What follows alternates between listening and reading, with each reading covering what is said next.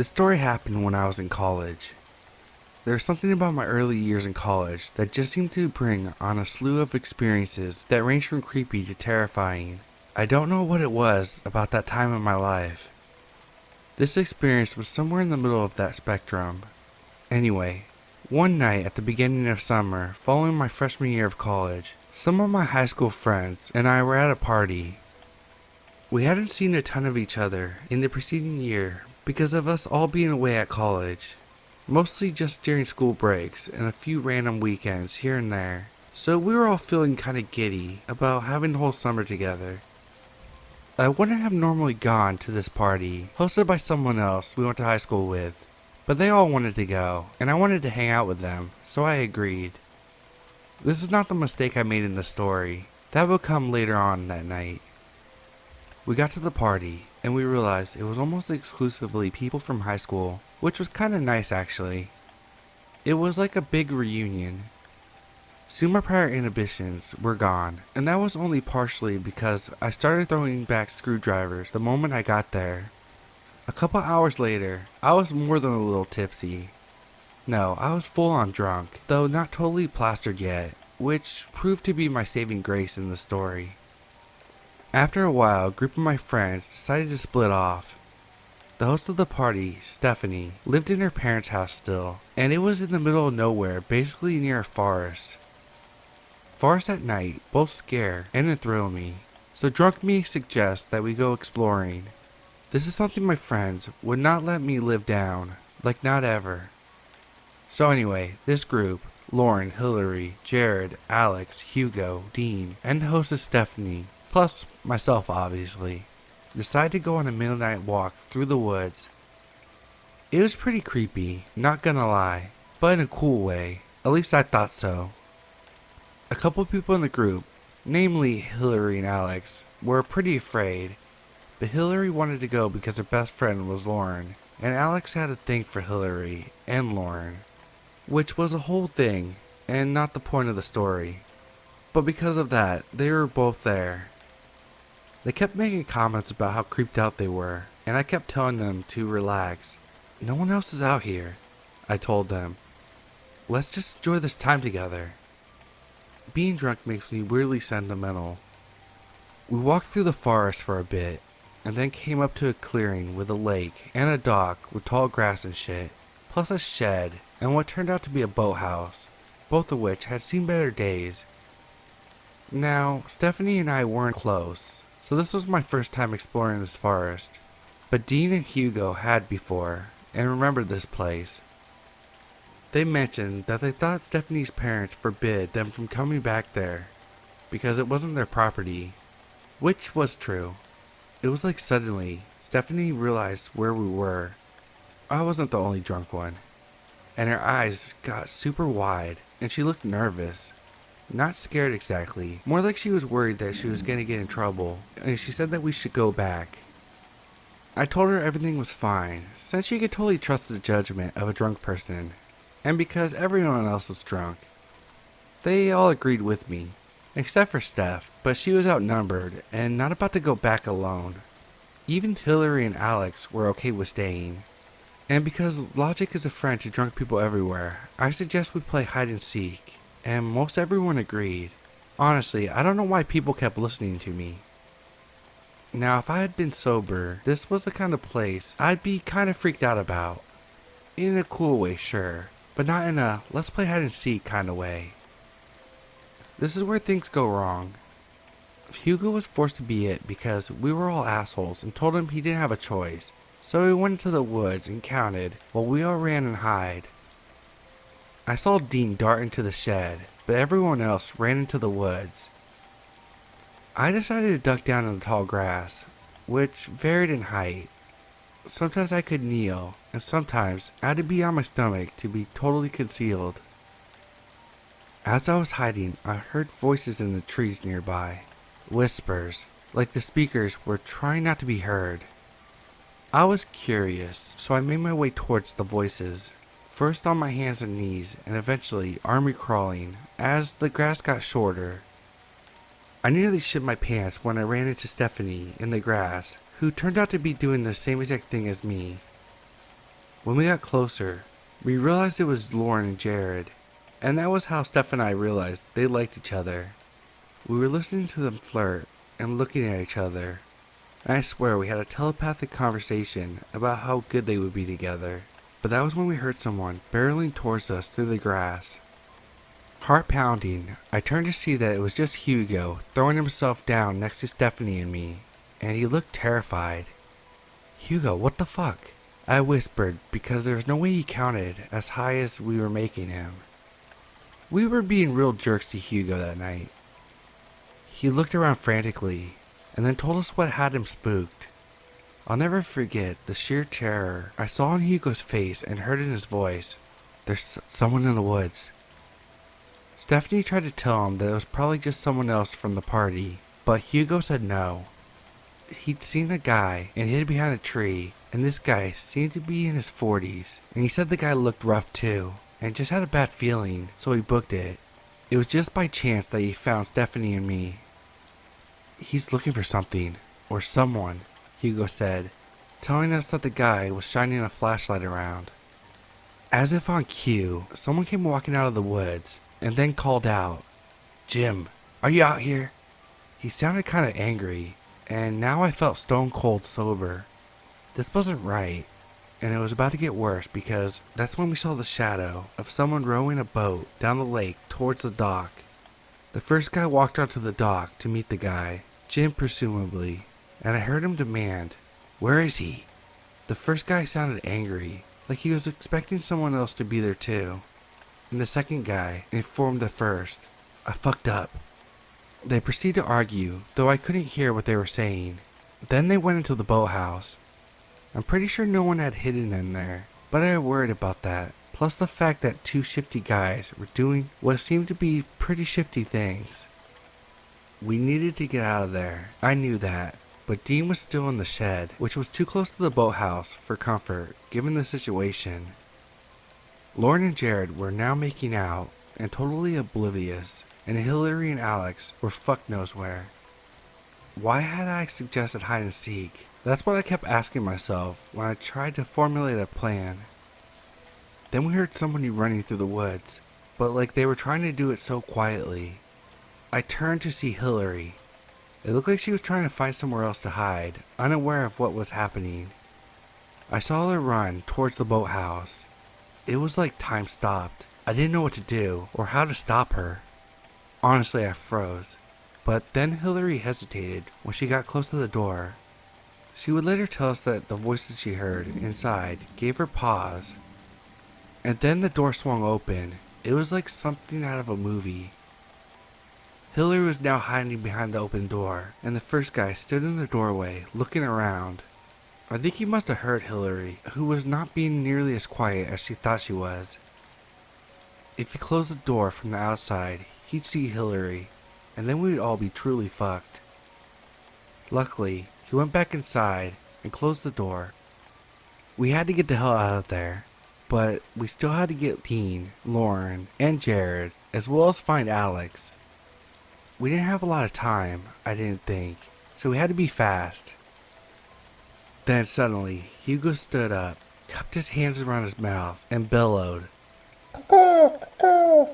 He apparently thought we were in a movie. I just looked at him with a, "What the fuck, Hugo?" expression on my face. It was not what I would have done, but I'll be damned, it worked. Hillary came sprinting towards us, as did Alex, who was hiding behind the boathouse. Likewise, Dean emerged from the shed, and Lauren and Jared detached themselves from each other. The two men in the boathouse heard us too and came busting out, but by this point we were all sprinting away. I swear I never before nor since ran that fast. At one point Stephanie tripped, and I practically ripped her arm out of the socket while pulling her to her feet.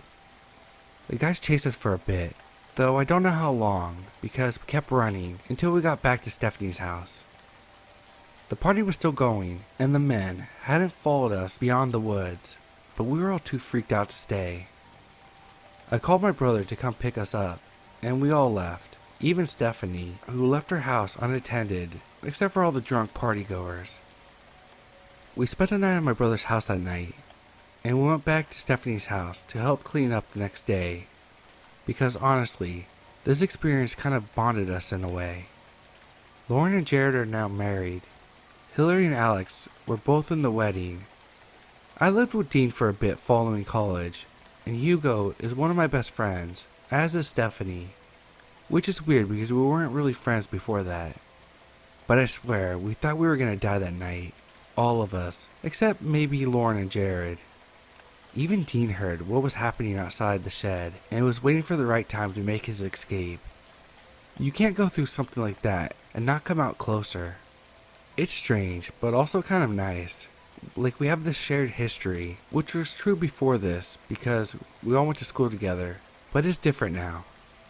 I wanted to go back and investigate in the light of day, but only Dean wanted to go with me, and I thought maybe it wasn't enough people. I was still pretty spooked, though intrigued. Stephanie told us later that she had told her dad when her parents got home that day, and he and a few of his friends went back there and didn't find anything out of the ordinary. They moved shortly thereafter, not because of this, so we never found out what happened, but we've also never forgotten it.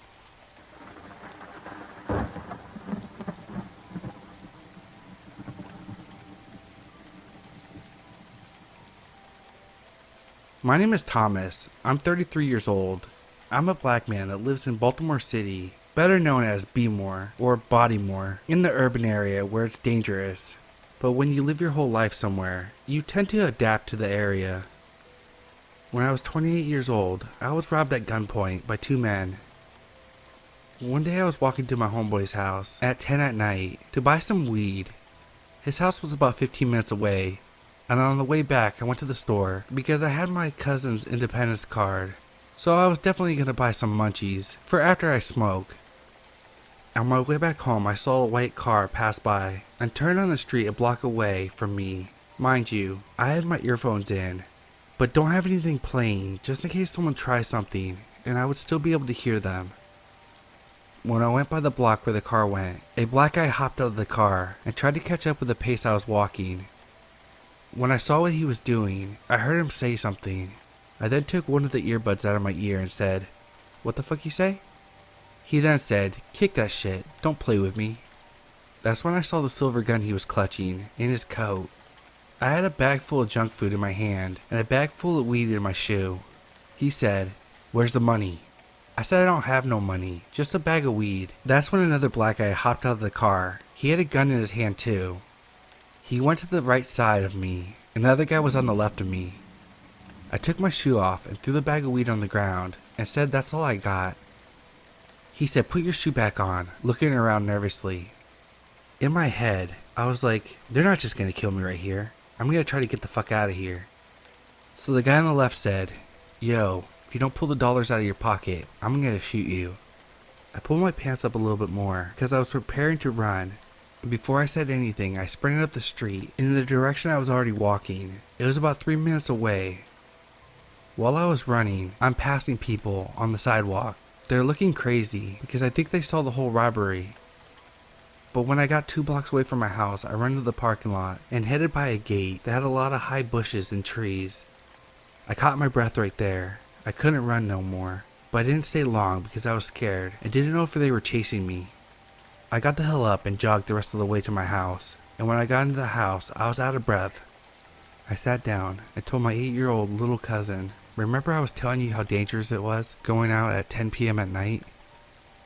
I was telling him earlier that day about another time I got robbed and how dangerous it is to be out at night in Baltimore City.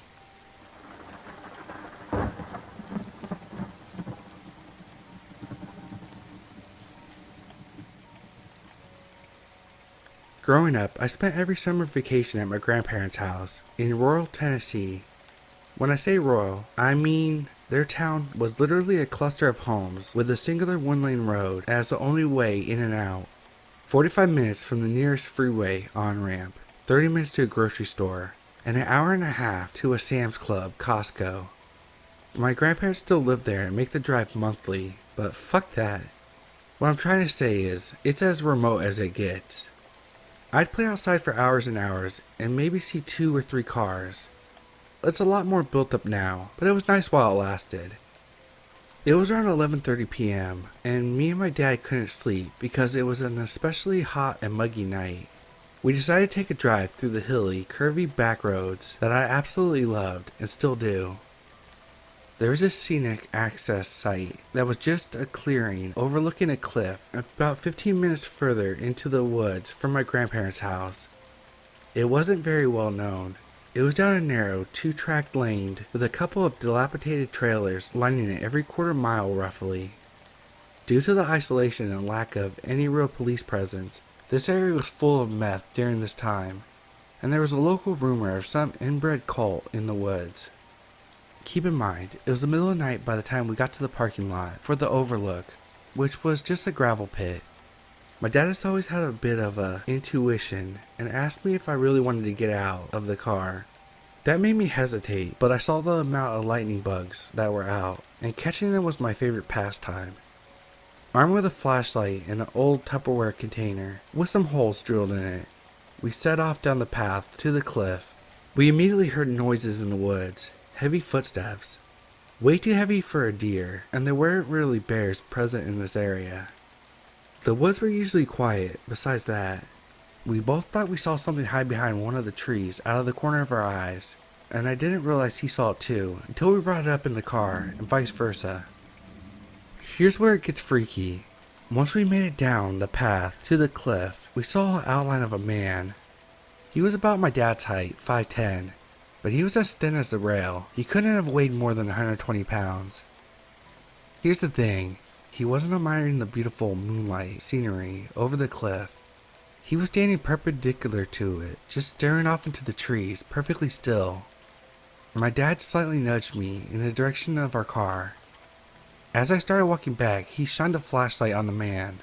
As soon as the light was shined on the man, my dad gasped and dropped the flashlight before literally picking me up and sprinting full force back to our car. As we peeled out, I had no idea what the fuck was going on. His face looked like a goddamn melted candle, he said after a few minutes of silence, after we had pulled out to the main road. Apparently, the man had no nose, just 2 nostril holes on his face. The way he was described sounded like he was a burn victim. We brought it up to my grandma the next day at breakfast. She immediately turned pale. Apparently, there was a meth lab explosion up in the hills a few months prior, and they were unable to rebuild the building, so they resorted to making their product in the woods. And were very defensive, even homicidal about their stash.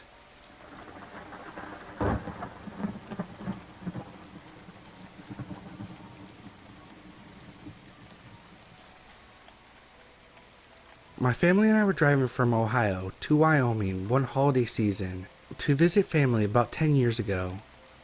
Due to the storms up north, we traveled straight west instead of northwest at first, and split the trip at Omaha, staying the night before heading up through Nebraska into South Dakota. Once we were far enough north, we turned west onto the I-90. At that point, it had been over an hour since we saw anywhere that might have had a public restroom, and we were on the state routes, so no rest stops. Those of you who have traveled with young kids know that that's close to their bladder's limit, and our daughter was begging us to stop somewhere to go pee. South Dakota was similarly deserted, or even worse, as we headed west. Finally, we reached a desperately needed rest stop, as my at the time 5-year-old and I both needed to pee by then. Just as we pulled in, the truck that had been following us for a while pulled in too. I didn't think much of it at first, until I started opening my door. My head turned to the right, where the truck was parked, a couple spots over. My eyes met the driver's, and I just shivered. He was a skinny white guy, straggly gray-brown beard, with dark eyes. I could see that he was wearing a dingy, dirty blue plaid shirt. He got out of his 90s brown and cream truck and started rummaging in the bed. I told my husband I didn't want to go into the rest stop alone because of this guy and the weird feeling I got from him. He thought I was being a little silly, but agreed to come with us. At that point, the next stop was Wall, South Dakota, about 100 miles according to the huge billboards we passed, advertising it. He thought it was better to empty his bladder, even though he didn't particularly feel the need. I grabbed my daughter, and we headed inside. followed by the guy who finished rummaging at his truck, but wasn't carrying anything when I glanced back. My daughter and I did our business in the women's restroom and headed back out the lobby. As I expected, my husband already was out there since he didn't have to chaperone a small child. The old guy was also in the teeny lobby area. He was just standing there, staring at my husband. My husband rushed us back to the car. As we were buckling in, he locked the doors. He told me that the guy hadn't gone into the restrooms and was just standing in the lobby the whole time. He agreed with me that we might have just had a close call, and he was glad that it hadn't just been me and my daughter out there. However, that's not the end of the story. Remember how I mentioned Wall, and that it was 100 miles away? Well, that was 100 miles of pretty empty landscape, but a decent number of turnoffs from the interstate. We didn't see the truck following us, and thought the episode was behind us, except when we stopped in Wall to grab lunch and some road snacks. Plus look around the homely but fun little tourist trap in the middle of nowhere. We saw the guy in the store not even 20 feet from us. Same face, beard, dirty plaid shirt. Thankfully we had already eaten, so since he was staring at us again, we quickly paid for our snacks and trinkets and got the heck out of there. Thankfully we didn't see him again, but I was seriously creeped out until we reached our relatives in Wyoming. Safely with no other sight of that truck.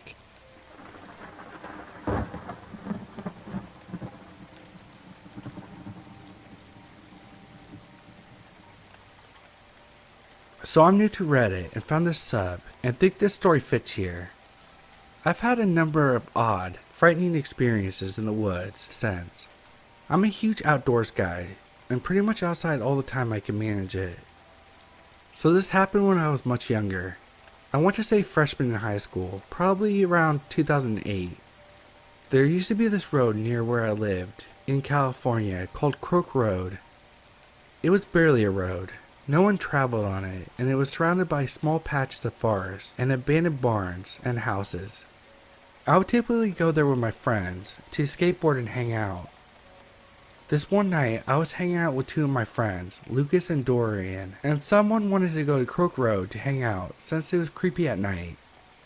It might sound lame, but we loved exploring like a bunch of 5th graders, and weren't really into smoking or anything, so what else was there to do? I asked my then 20-year-old brother James if he could drive us down into one of the nature reserves by that road. This specific reserve was larger than the others and had a network of gravel paths leading through it. Basically, we were looking for unexplored territory to hike on. Soon, one particular path we were traveling down had become so narrow, James' Ford Explorer couldn't pass through it. So we got out and walked for a while, chatting and just having fun. We walked through the woods for about a half hour until it had gotten relatively dark out and the sun was gone. At which point we turned around to head back to the car. It's now I should mention that despite being near a lot of subdevelopments, this patch of forest was huge. I'd say about 1,000 acres, and rarely visited since it was easy to get lost in, especially at night. It was challenging to get the car turned around, but James managed it, and we're off down the road. Dorian proposed that we turn down a different path we had passed earlier since we had about another 40 minutes until our parents wanted us back, and we agreed. Down this path was a tiny pond Dorian wanted to check out and take pictures since he hadn't got the opportunity to visit it at night. It was slow going since the road was even crappier than the main one that we were traveling on that turned off a Crook Road. Minutes later, we got into a slight argument. Dorian was convinced that James had taken the wrong turn since we should have arrived at the pond by now, while James claimed that he had been driving straight the whole time. It was dark after all. Eventually, we came up to a fork in the road, and none of us were familiar with it. None of us knew which way to go, so we ended up guessing and going left, hoping that both directions ultimately led back to the main path. None of us were scared or anything. In fact, we were actually excited and intrigued, driving through the middle of nowhere at night. It was at this point where we rounded a small bend in the road, and the headlights fell upon a surreal sight. There were 4 figures emerging from the forest and crossing the road, wearing what looked like large cloaks and hoods up, holding flashlights. One guy at the back of the group was dragging a large duffel bag, a human-sized duffel bag. We all froze and stopped mid-conversation. As soon as our high beams landed on the four figures, they froze as well. James pulled to the left and went around them.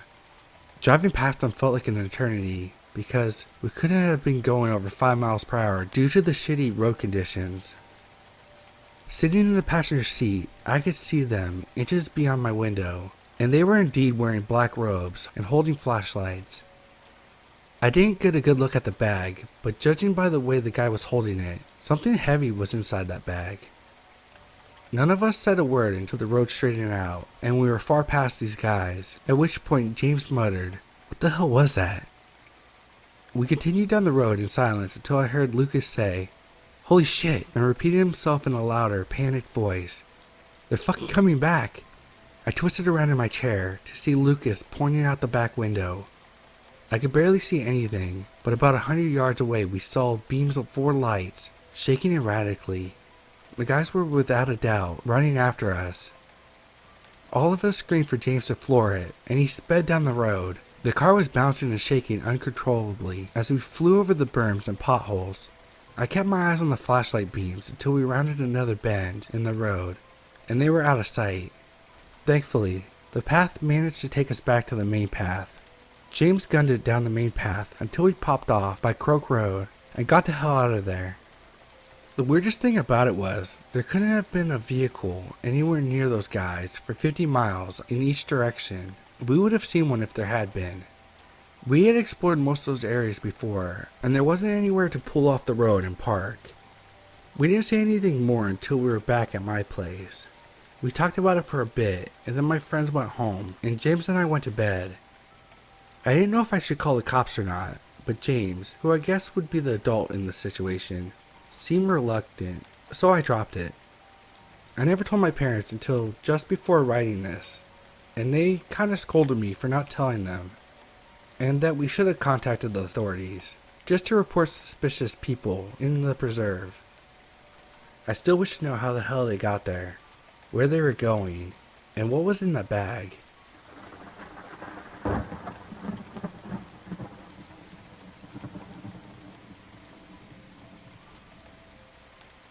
I have a story that isn't mine, but it happened to my uncle.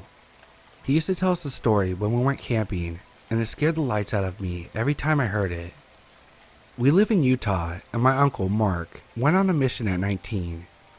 They sent him to an Indian reservation in Arizona. They paired him up with a companion named Carl.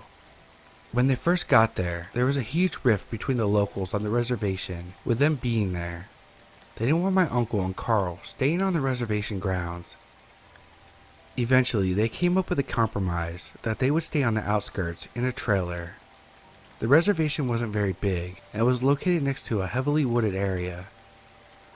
The first night, they were trying to get to sleep when all of a sudden, their trailer started to shake violently, back and forth. Startled and not sure what was happening, they climbed under the table for cover. Mark could distinctively hear someone pushing it from both sides of the trailer, like a group of people. After 5 minutes, it stopped. The next day, they made rounds on the reservation and were talking to the locals. Carl made a comment to one of the families that their trailer was shaking the night before. The family got very quiet and then told them they had to leave.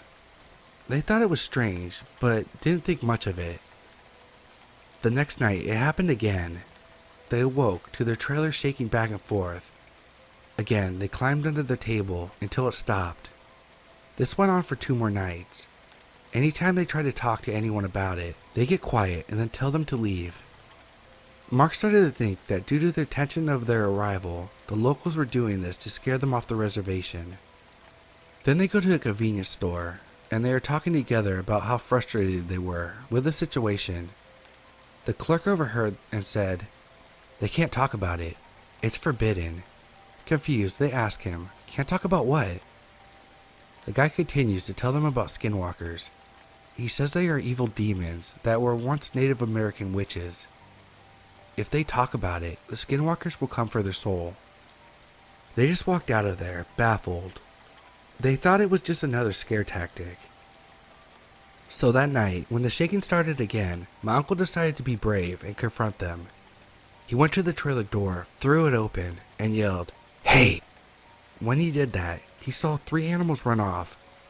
2 were wolves, and 1 was a bear, but they looked strange, almost with human features. As he watched them run towards the trees, all 3 stood up on their 2 legs and walked slowly towards the trees, making a human cackling laugh. It scared them so bad that they called the mission president the next morning and asked to be moved. They were relocated that day. For a year, nothing happened. One day, they announced that Carl had been relocated to another city, and Mark was getting a new companion, Jimmy. They had to drive for about an hour to pick up Jimmy from the airport. The road they traveled went through some boundaries of the reservation.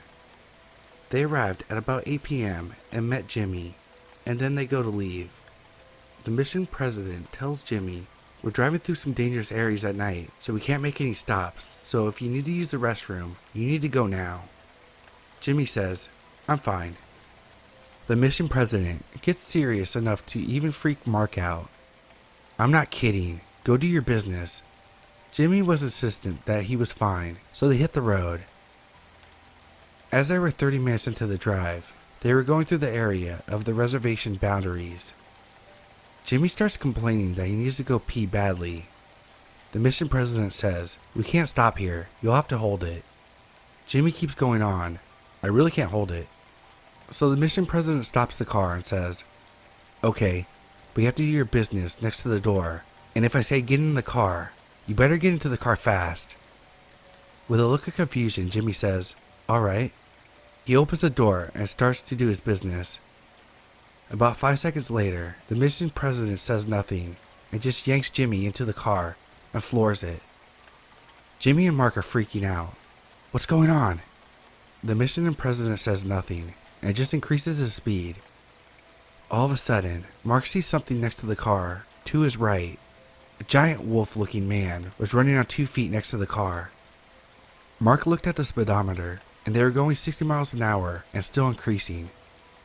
The wolf creature kept right next to the car for about 10 minutes until it finally took off into the trees. Shaking, Jimmy gets out of the car when they arrive. They hadn't spoken through the rest of the ordeal. Jimmy says, "What did I just see?" The mission president says, "Next time I tell you to take care of your business, you take care of your business."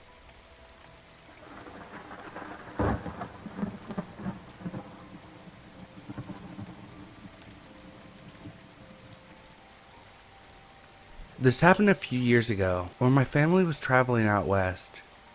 We were traveling through Saskatchewan late at night, and I was in the front seat with my dad, talking to him, helping him stay awake. We were on a 2-lane highway in the middle of nowhere, and it was one of those places out in the prairies with literally no trees and barely any buildings for kilometers. I don't remember the last town we had gone through, but it was a good 30 kilometers back, and I remember the next town we went through was a good distance after this encounter. After driving for a while, we see this guy on the side of the road just staring at our car as we drove by. He wasn't hitchhiking or anything, and didn't have a car or bike or anything with him. He just stood in the grass right by the road staring at us and watching us go by. This was in the middle of nowhere, no trees, no farmhouses nearby, just a guy in a white shirt and jeans in the middle of nowhere. Needless to say, my dad stepped on the gas after that.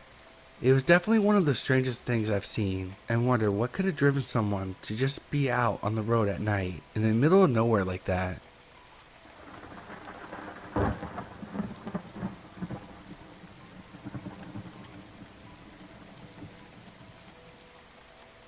This all happened when I was 19.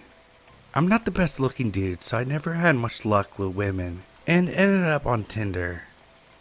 I wasn't having much luck there either, until like the 3rd month of using it, when a blonde woman named Katie messaged me. She was pretty enough that I just dismissed her as a bot. It wasn't until 3 days later that she messaged me again, which is odd because bots almost never message more than once. I clicked on her chat and replied, then looked at her profile. What I saw was pretty generic, but definitely wasn't a bot's profile. We had been talking for about a month when she proposed the idea that I come see her. I was pretty reluctant as she lived 8 hours from me by car, but I had to admit I really did like her quite a bit, and I have been thinking about asking her if I could come see her for a while now. After a bit of badgering from her, I finally said that I would take a drive to go see her. At this point, I had no reason to doubt that she was who she said she was. We had video chatted every other week, called on most days. I just assumed that I got really lucky. Things did get a little weird on the way there though. She kept messaging me, asking me where I was, while making sure I was still coming. At some points, when I took more than 30 minutes to respond, she would send me a slew of annoyed texts. Admittedly, I chalked it up to her being nervous about me coming to see her. I was pretty nervous too, so I couldn't blame her. I had a hard time finding her house at first. The directions she gave me were pretty confusing, and it was back through a series of gravel and dirt roads, and a large thicket of trees. It was still midday when I came onto an old-looking house. A window on the second floor was boarded up, but it didn't look abandoned, just worse for wear. Katie's red buggy that she liked to talk about was parked in front of the garage. I took out my phone and texted her that I was here. She only sent a smiley face in return. When I got out of the car to knock on the door, I noticed that someone was looking at me from one of the second floor windows. I found it a little creepy but figured it was just her father or something. She had told me that he comes to stay with her every now and again, so I ignored it and knocked on her door. She answered with a smile and gave me a kiss, which surprised me, and I followed her inside. We sat down on her couch and started talking about our plans when I asked her about her dad. "You didn't tell me that your dad was here," I said. "Was that going to be a surprise or?" Katie looked confused and told me that her dad wasn't here.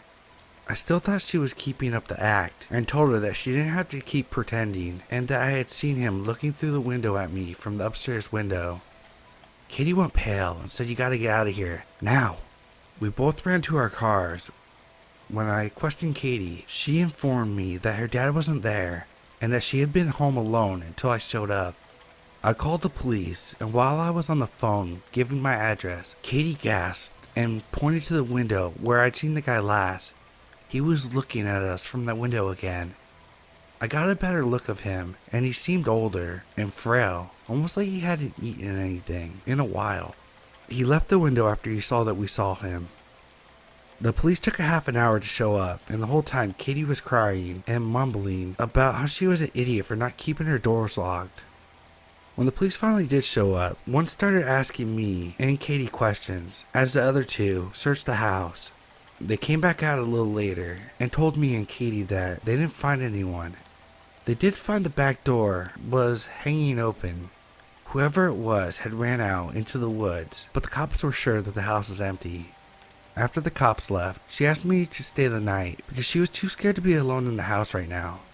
I gladly did, and we slept downstairs on the couch, as Katie's bedroom was the room that was right next to where the man had been.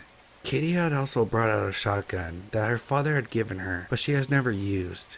I told her it was fine, the man's gone, but she insisted, saying that she'll feel safer if it's out. I'm glad she did. Later that night, I was still wide awake, watching TV. Katie had somehow managed to fall asleep. From the kitchen, I heard the sound of the doorknob being turned. At this point, I wasn't even scared. I was just pissed. I flipped on the light in the kitchen and pointed the gun at the kitchen door, and there he was. The guy that had been at the house before was standing on the other side of the glass door. He looked shocked, and I'm glad we had locked the door. The man unfroze and yet again ran into the woods. I woke up Katie and told her what happened, and we called the police yet again.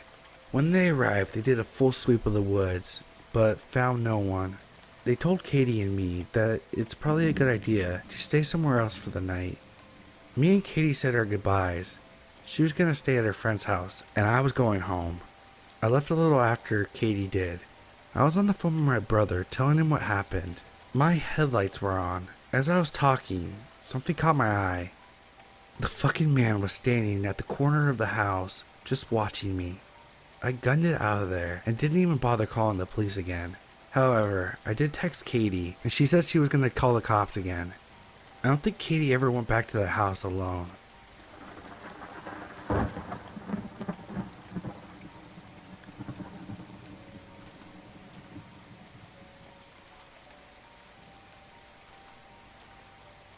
When I was 13, my family moved from a village to a city.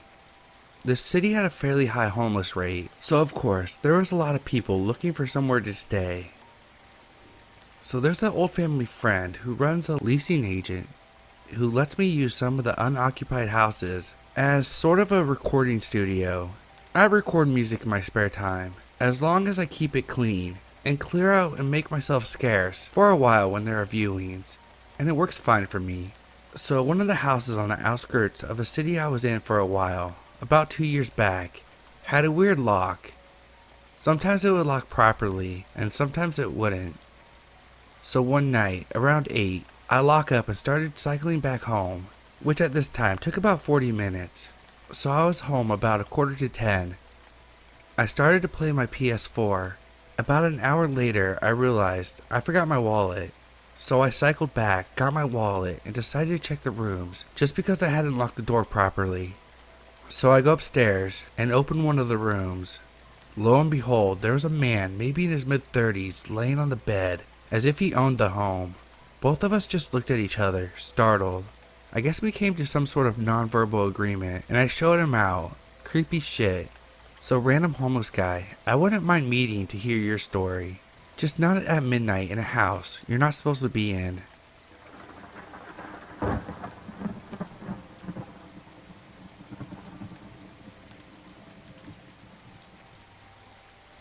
A few years ago when I was 17, I was at a county fair. It was around 11 at night, and I was standing there with my friends, talking and eating. To understand what happened next, you have to understand it was crowded and loud. An older man approached me and told me a lady needed my help. I moved away from my friends to try to hear what he was saying. We were near one of the exits to the parking lot. The man walked me to the exit, but I wouldn't exit with him. The whole parking lot was dark, packed full of cars, and there was no people out there. He was pointing out to the parking lot and trying to rush me, frantically saying, "She's over there. Hurry, she needs your help." I kept asking, "Where? I don't see anyone." I couldn't even see far because all the large trucks and vans blocked the view of the whole lot. The man said, "She's behind that car," and started pulling my arm. I wouldn't let him pull me and said, "No, I can't see anyone." Then he pointed to the opposite direction of the parking lot and said, "Over there." I looked. The only person I could see off in the distance was someone pushing a big cart with trash bins on it. And I said, "That's someone who works here." Then I walked away from him really fast and went back into the fair. My friends asked me where the heck I went. They didn't even see me leave. When I told them, everyone was tripping out that I almost got kidnapped. It was embarrassing. I felt really stupid. It's so creepy to imagine what could have happened. I thought that was only something I had to worry about when I was little. I don't want to meet him again, and sometimes think about anyone else who has met him in similar situations, and it worries me.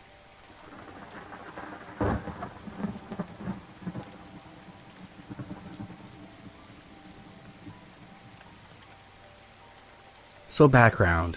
I grew up in La Crosse, Wisconsin, a semi-small city with a low crime rate, at least back in the day when I was 14.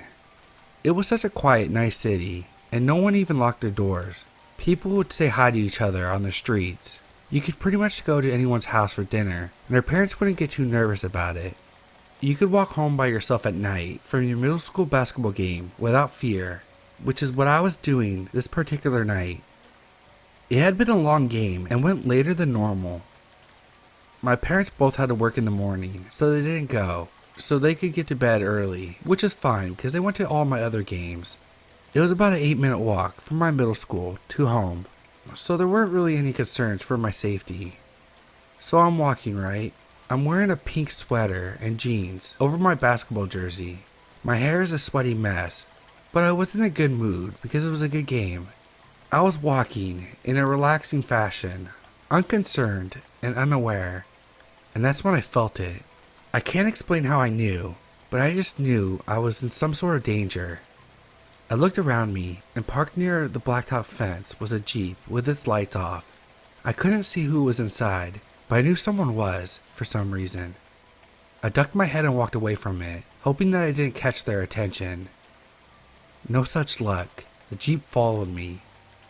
It pulled up next to me, and I saw the window open, and I fucking booked it. Didn't look back, just ran. I had such a negative feeling about this Jeep. I didn't stop until I could see my house, and I thought I was safe. Just as I stopped to catch my breath, I heard the engine rev behind me, and it was the same Jeep, tearing it down my street, beelining towards me. I was in a position where I couldn't run anywhere safe in time, because I was in a big open space near the road, so I just stood there frozen in terror. I was backing up, and must have looked every bit the victim with my sweaty hair and white face, because just as the Jeep pulled up near me and the door opened, some guy across the street yelled something. I don't even know what the guy said, but the Jeep's door slammed shut and peeled away. I didn't even thank the guy, which I feel bad about, because he might have just saved me from something horrible, but I just ran home. I threw myself inside and slammed the door behind me, scaring the shit out of my mom, who was just heading to bed. When she asked me what was wrong, I told her, and she woke up my dad. We considered calling the police, but since I didn't have a facial description or a license plate, there wasn't much to give them. All I knew is it was a dark Jeep and it chased me. After that night, my parents never let me walk home from school again. A week later, the newspaper said that there had been a gang rape of a young woman at a nearby parking garage 5 minutes away from my house, and a Jeep was mentioned.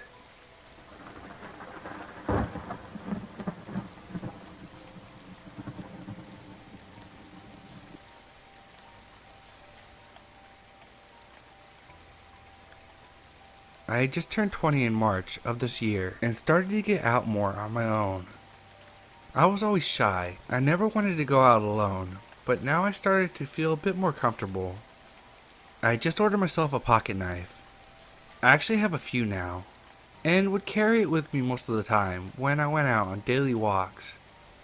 This one time in June was the one time I was blessed to have thought of bringing my pocket knife with me. It was around 8 p.m. when I decided to go for a walk. Usually I would try to go in the morning or early afternoon, but it had been raining all day, so my walk was delayed. I put on a light hoodie and was about to head out when I realized my knife wasn't in my pocket. I went back up and got it, then was on my way. My usual walk is about 3 to 4 miles. I'm a faster walker, so I could cut the miles to about 2.5 hours max. I would take this side street to the main road that had a walkway about half a mile before it turned into a suburban area. Before you hit the suburban area, there was a path that cut through a forested area that had a few cabins and parks.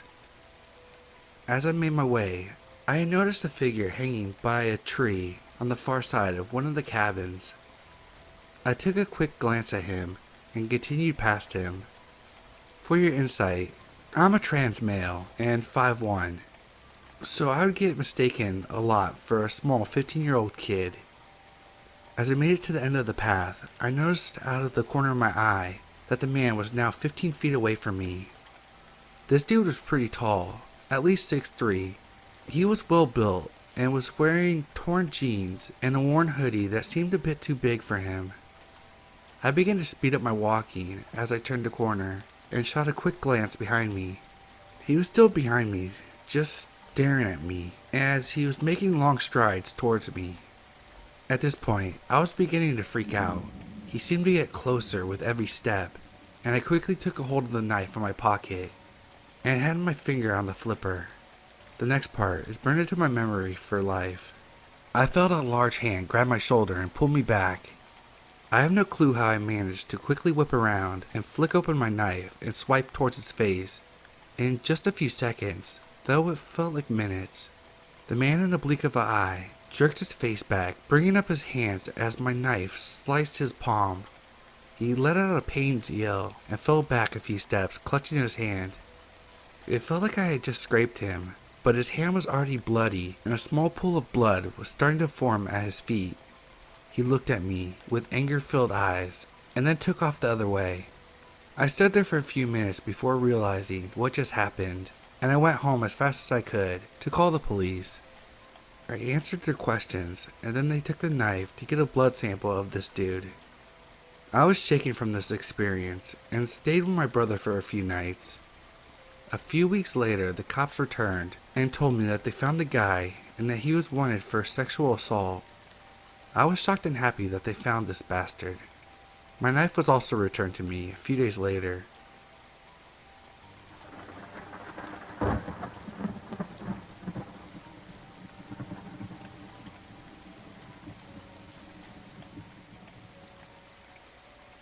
Alright, so this happened to me last night. I want to share it with you because it's pretty creepy. For some context, I've been working at a bank for about 7 years, and I've always enjoyed the steady income that it has given me. 2 months ago, I was laid off from my job, and having no other form of income, I became to feel very stressed. One night later, as I put my kids to bed, my heart began to race uncontrollably. I thought I was having a heart attack, but as I began to calm down, I realized that I was just experiencing an anxiety attack. I never knew what an anxiety attack was before I experienced it, so it really scared the hell out of me. The next day I decided to go to the doctor to see what I could do to prevent it from happening again. He told me the best things to cope with my anxiety is to walk as often as I can. Walking releases endorphins, which results in happier moods. I took his advice and decided to walk every night at around 7 to 8. Walking was great. I enjoyed the peacefulness of it and began to meet new people in my neighborhood that I never knew existed. I observed the intricate details in all of the old, well-kept houses. Granite pillars that guided the stone walkways, to the carved maple doors or different sized bricks that somehow fit together to create beautiful walls. The more I observed the houses, the more I wondered about one of the houses that stood out from the rest. It didn't look as well kept as the others. I wouldn't say it looked haunted, but it looked like it was vacant. I never saw a TV glow from a window or a light of any kind. There wasn't even a car in the driveway. It was just existing with the other houses. I asked people who lived in the general area if they knew of anyone selling it or if it was being renovated, and no one really had an answer. Last night, as I walked down a sidewalk, I came to the typical street corner that I pass every night when I walk. The corner has an old stone bench, and it faces the vacant house. As I walked, I saw an older woman sitting down on the bench facing the house. When I walked closer to the woman, I noticed the strange attire she was wearing. It was like what you would wear to a funeral. She had on an all-black dress, with a black hat, and a black veil covering her face. To make the situation less unnerving, I said hello to her, and in the quietest, raspiest tone, she said, "Hello." It sounded like she smoked a lot. Now you're probably wondering why this bothered me so much. Although her demeanor was quite unsettling, the most unsettling thing about her was that after she said hello to me, she crossed the street and walked inside the house that I thought was vacant. It was like she was waiting for me on that night just to show me that the vacant house isn't vacant.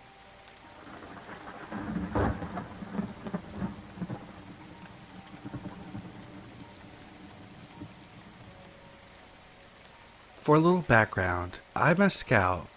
I've been a scout since I was 8 years old, and last year I was leader of my team, so I had to do all the paperwork and calls for finding places to camp. It was mid-November. I had to find a place to camp, but since I was lazy, I decided to wait a week before the actual weekend. I decided to call some owners so I could have places to sleep. As I called the numbers, all the owners were unavailable or simply not there. But then I see a number which I never called before, since it was at the end of the list. I call, and the old lady picks up the phone. I do the basic presentation and all. She agrees to let me and the team stay at hers, and we make arrangements. I go to her property to check out everything, such as portable water, the place to put our tent, and the campfire. The place was kind of dark, but it was nice. The week passes, and Saturday arrives. Saturday is ending well, and we did some great games, and ate a lot, and we had a good night show. As I go to sleep in the tent, I stay awake to finish paperwork for the next day. It is now midnight, and I decide to sleep because we have to wake up early to go to church. As I switch off the flashlight, one of my newbie wants to go to the toilet, aka the trees, and asks me to come with her. I can understand because it's better to be accompanied at night, especially in the woods. She does her business, and I suddenly hear some noises far away, but not too far. I tell myself it's nothing. It must be some animals trying to find food. We go back to the tent, and that's when I hear footsteps approaching. As I hear those footsteps, I remain calm and tell myself maybe it's the old lady making sure we didn't put the fire too close to anything. But I still have an odd feeling because it's midnight, and why would she do this at this hour? It goes silent, and I don't hear any footsteps for about 10 minutes. Then I hear more coming to our tents. Thankful all of my girls were sleeping because they would have been scared. As I hear the footsteps, which seem to come from one person, I hear others coming from back of the tent, and I was like, okay, this is getting weird. I need to do something. I check the tent, and thank God, one of my newbies left some embers from the fire, so I could see everything between the fire and the tent. A minute passes by, and a silhouette is just there between the fire and my tent. I stopped breathing. I literally froze. I started to move towards my phone when I saw the silhouette coming closer to the zipper of my tent. I sent a message to one of my bosses, who always camps near the areas, just in case something happens. But I knew she would take too long, so I had to do something, and think fast. That's when I had the idea. I put the alarm on my phone. The silhouette started to unzip the tent, and I actually saw fingers from below. But as the silhouette heard the girls waking up, she or he sprinted back from where they came from. That's when I saw two other silhouettes sprinting back in the same direction. Everything ended well. 20 minutes later, my boss came and stayed the night, and we never had to deal with those silhouettes again, thankfully.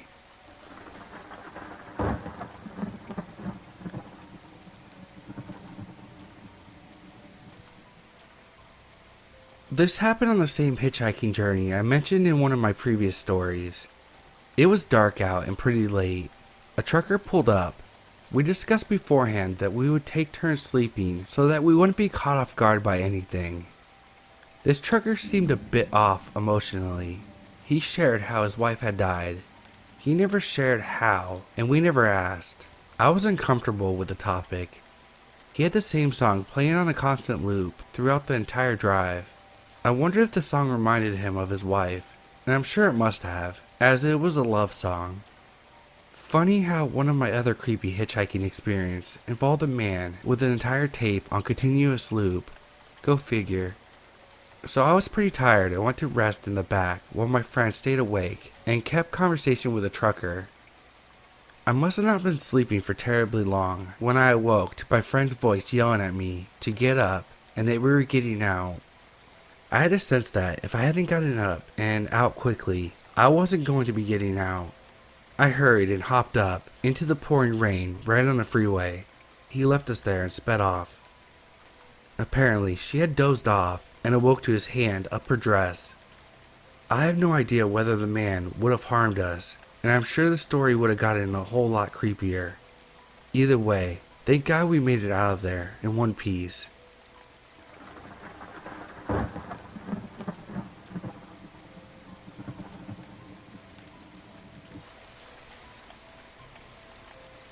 About 2 years ago, I used to work part-time at a popular pizza chain as a delivery driver. I had a full-time job during the day, so the shift at the pizza place would be from 6 p.m. to 12 p.m. I enjoyed the job for the fact that I made good money and it was easy, but I hated working at night because it was dangerous. One night, we got a call 30 minutes before closing, and it was for delivery in the worst part of town. I was stuck taking the order, since the manager had sent the other drivers home early because it was a slow night. I hurriedly headed out to deliver the pizza. About 20 minutes later, my GPS said that I had arrived. I couldn't read the house numbers because it was pitch dark and none of the houses had the porch light on. As safety, I called the customer to ask if they could turn on their light. He didn't answer until the 6th ring. He tells me that his house has 2 trash bins next to the curb and that the light was broken so he couldn't turn it on. I started walking through the front yard to the front door when I see a man staring at me through the window. I yelled out hello to him, but no reaction. He doesn't even move or open the door. I'm getting goosebumps now, and I decide to turn around to go back to my car. I call the customer again to come get his pizza from my car. He tells me in a slow, creepy voice to ignore his roommate. He said that the door is unlocked if I could bring the pizza down to the basement because he rents the bottom floor. As I'm on the phone, I can make a small light out from the window. The man that was staring at me earlier was on the phone talking to me. I hung up and took off. By the time I got back to the restaurant, phones were turned over. Any complaints would have to wait till the next day. I'm not delivering to any basements, and I'm now taking your pizza home for dinner.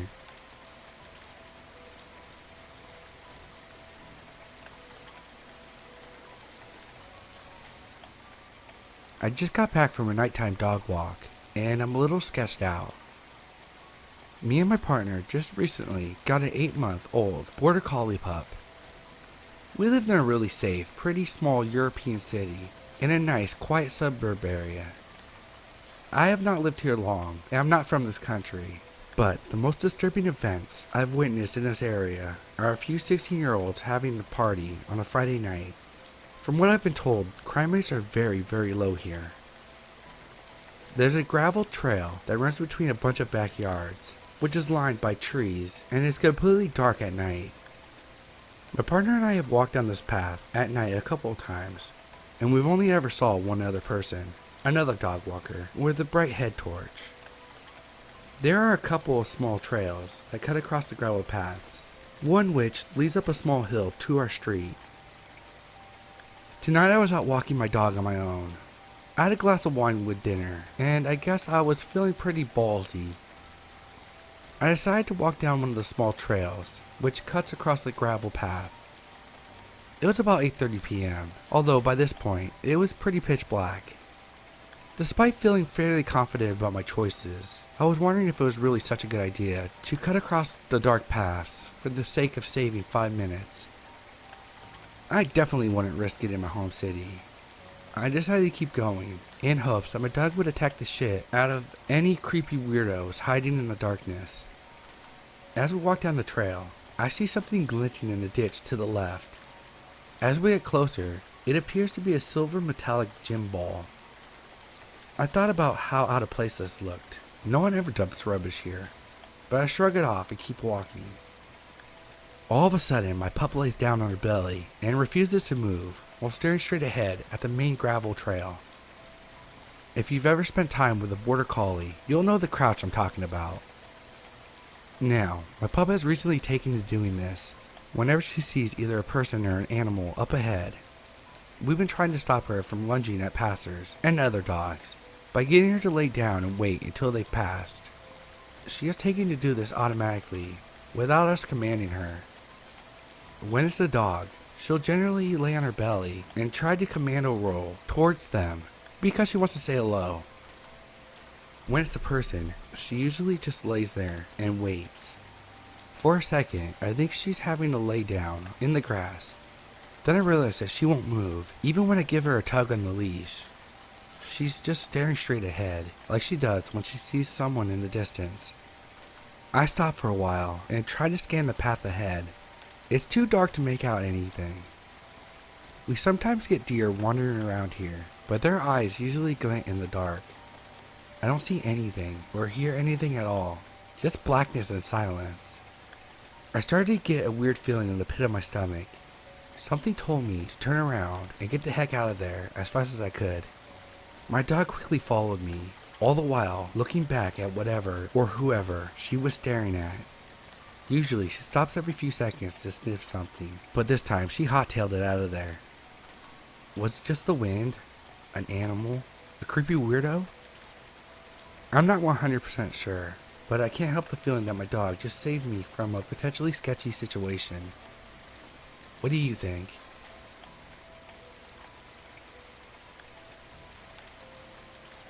I posted this as a reply to another Creepy Encounters post, but figured I would also post it as a standalone because there were some really interested responses to that one.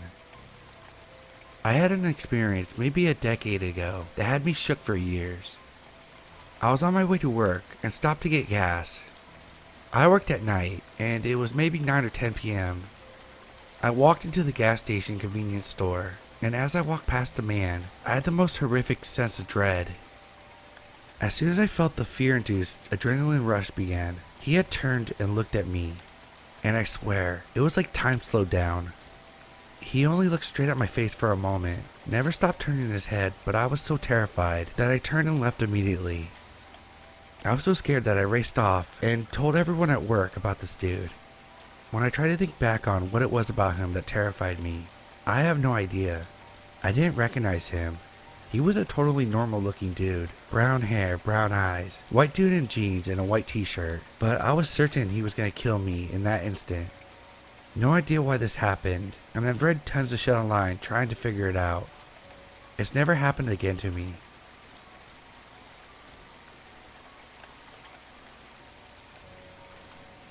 Allow me to set the stage for this. I was 19 at the time this took place.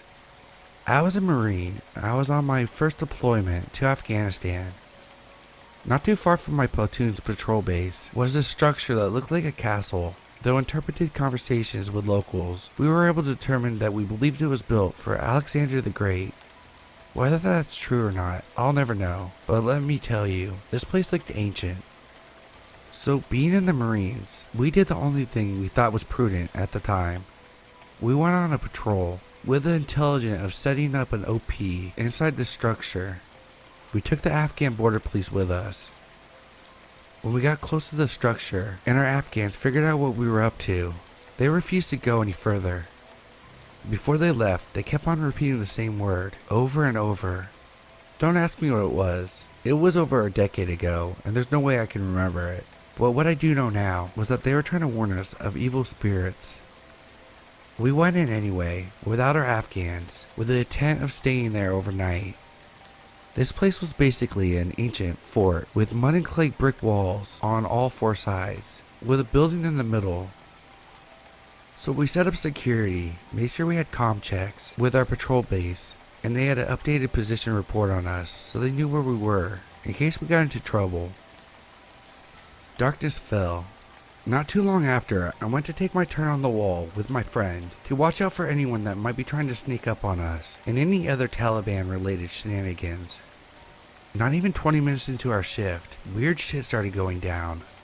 The entire time I was at the wall, I felt watched from all sides. I turned to see a figure walking along the wall, not far from where I was sitting.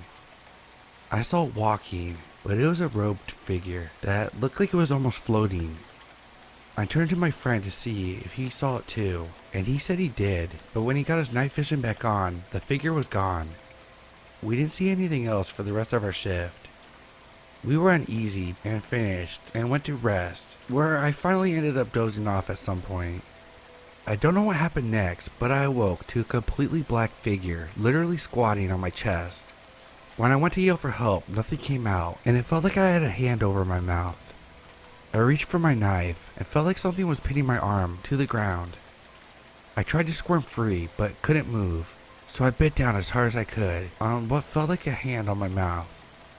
At this point, whatever weight was on me instantly disappeared and I could move and talk again. I was freaking out, and my brothers who were around saw me. My training kicked in, and I was trying my best to keep quiet and not pass out because I was hyperventilating. My squad mates calmed me down, and after telling them what happened, they all admitted to having creeps and feeling being watched the whole time they were there.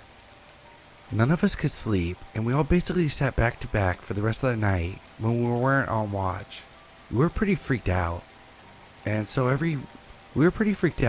So every noise or rustle of the wind made it even worse in the total silence of an ancient fort in that ancient desert.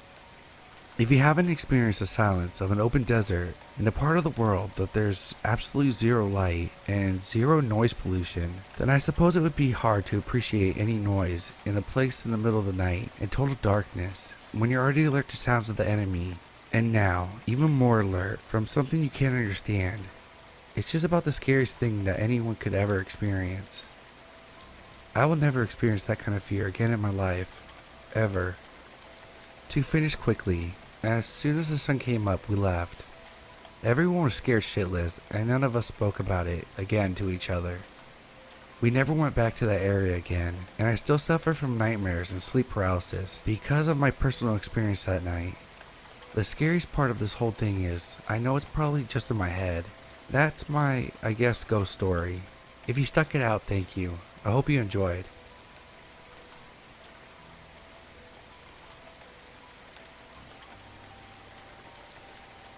For a short period of my life, I lived in a car. Don't worry, my life is good now. When you live in a car, you pick up systems, ways to keep your car clean, places to shower for cheap, and most importantly, where to sleep. I mostly bounce from different Walmarts in the area. I live in the South, where there's tons to pick from. It's good to pick different parking lots, so you don't attract any attention for going to the same one every night.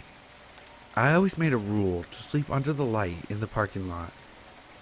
One night, the Walmart I picked didn't really have good spots in the light, so I figured I'd just sleep in whichever spot in the back and go to bed after a long day at work. As I woke up to the sun rising, I saw 2 handprints left by a stranger outside my window. This convinced me to always park under the light no matter what, and maybe avoid that specific Walmart. Honestly, I'm just happy whoever it was just looked at me and left me alone. All I had on me was pepper spray, and it wouldn't have worked out if I would have used it while I was in the car.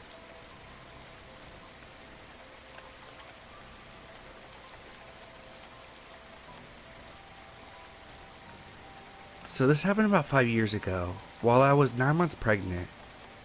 I was Christmas shopping at the mall with my then 7 and 15-year-old daughters one Saturday night in a very safe city with very low crime rate. There was an Applebee's connected to the mall, and we ended our shopping pretty late, and the mall stores were starting to close. I took my kids to the connected Applebee's for a late dinner. We finished up eating about 10 p.m. and leave out the Applebee's entrance into the practically deserted parking lot with shopping bags in tow.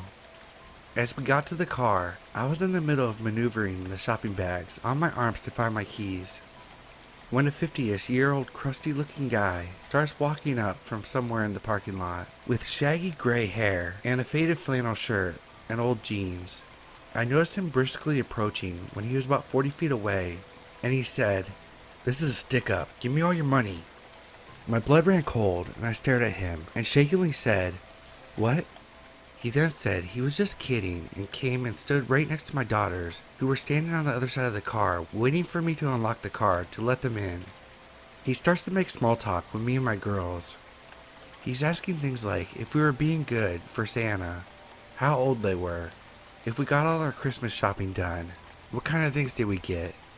He didn't seem drunk, high, slow, or mentally challenged at all. He was very coherent and seemed sound of mind.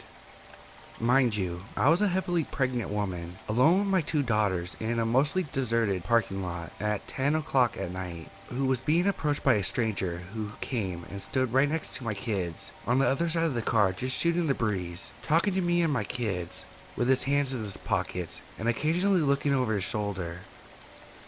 I didn't want to aggravate him, so I was politely conversing with him and trying to look calm and nonchalant, while trying to disguise my frantic hands digging inside my giant purse for my car keys. This exchange went on for a couple of minutes while he periodically kept looking over his shoulder. I was slightly panicking and trying to be polite to keep the situation from escalating. I felt like at any moment he could pull a knife or gun, rob me, and my kids were right next to him, away from their mother on the other side of the car. and I couldn't find my fucking car keys to get my kids into the car safely. He kept trying to engage them in conversation, and I could see my oldest daughter was a little weirded out. She kept glancing at me to gauge my assessment and reaction to the situation. Kids often tend to not recognize potential danger when they are with their parents, since they see us as their protectors. And being that he was only talking and acting friendly, I was doing my best to stay calm. They were oblivious to the alarming situation that we were all in, and being 9 months pregnant, and that I was no match for a grown man, especially if he was hiding a weapon on him. While still desperately digging for my keys, I tried politely to give him hints that the conversation was over by saying things like, "It was nice chatting with you, I gotta get these kids to bed, and it was nice meeting you, and tell my girls to say it was nice meeting him too." My polite attempts to get this guy to leave wasn't working because he kept sidestepping my attempts and asking them what their favorite subjects in school was and how nice young ladies they were. My outgoing 7-year-old was completely oblivious to how not okay the situation was because he was being friendly and because the whole time she was with her mommy, so I'm safe, child mentality. So she started to talk about what she picked out for daddy for Christmas, talking about kid stuff and asking if he knew what Minecraft was, and keeping this creep from leaving us by keeping him engaged in conversation. They didn't realize that I was becoming desperate to get them the hell out of there. Then, I suddenly felt the sinking feeling of dread when I realized I may have lost my keys in the mall and that we were stuck outside with a strange man who kept looking over his shoulder and was showing no signs of walking away. I was thinking that he was waiting for the perfect moment to pounce. All he had to do was grab one of my girls and threaten their life, knowing that it would make me do whatever he wanted as long as he wouldn't hurt them. I started to feel my adrenaline spike, and my heart and stomach were doing flip-flops, and I felt like at any moment shit was gonna go down, as the gravity of realizing that there's no other people or witnesses around, and that we are totally alone with him at that moment. Odds were stacked against us, and that he has his chance. Then, he was all of a sudden like, "Okay, it was nice talking with you, see you later," and walked off in the same direction as to which he came from. It wasn't until then I found the car keys and unlocked my car. I told my kids to get in fast, and I got in too and locked the doors. Started the car and drove the hell out of there. My 15-year-old lightheartedly and jokingly said, "Okay, that was weird," and laughed. I was overwhelmed with relief, and then I was confused over what just happened. I thought to myself, why the hell would a guy of seemingly sound mind think it is totally acceptable to go out of his way and just approach a woman and her kids in a deserted parking lot late at night just to chit-chat? But being that nothing happened, I brushed it off and joked about it too. When we got home, my husband greeted us and asked how shopping went. I said it went well, and my 15-year-old told him what happened in the parking lot and how weird it was, and was kind of just joking about it. I started joking too, saying how I was mentally having a panic attack while trying to look calm, and I started making fun of myself, telling my husband how I was attempting to inconspicuously rummage through my purse to find my keys. My husband went completely white, and I acknowledged his horrified look of alarm and assured him that, albeit creepy, the guy just talked and eventually left on his own. Now, my father-in-law is a retired sheriff deputy, and my husband went through police academy training after graduating high school. He decided to go to business school instead of becoming a cop, and being that the knowledge he gained from that, plus growing up with a cop as a dad, I found out why my husband looked absolutely horrified when I told him the details. What my husband told me completely rattled me to the bone. My husband told me that he was 100% sure that the reason why the guy was hanging around us and chit-chatting was because he was waiting for me to unlock my car.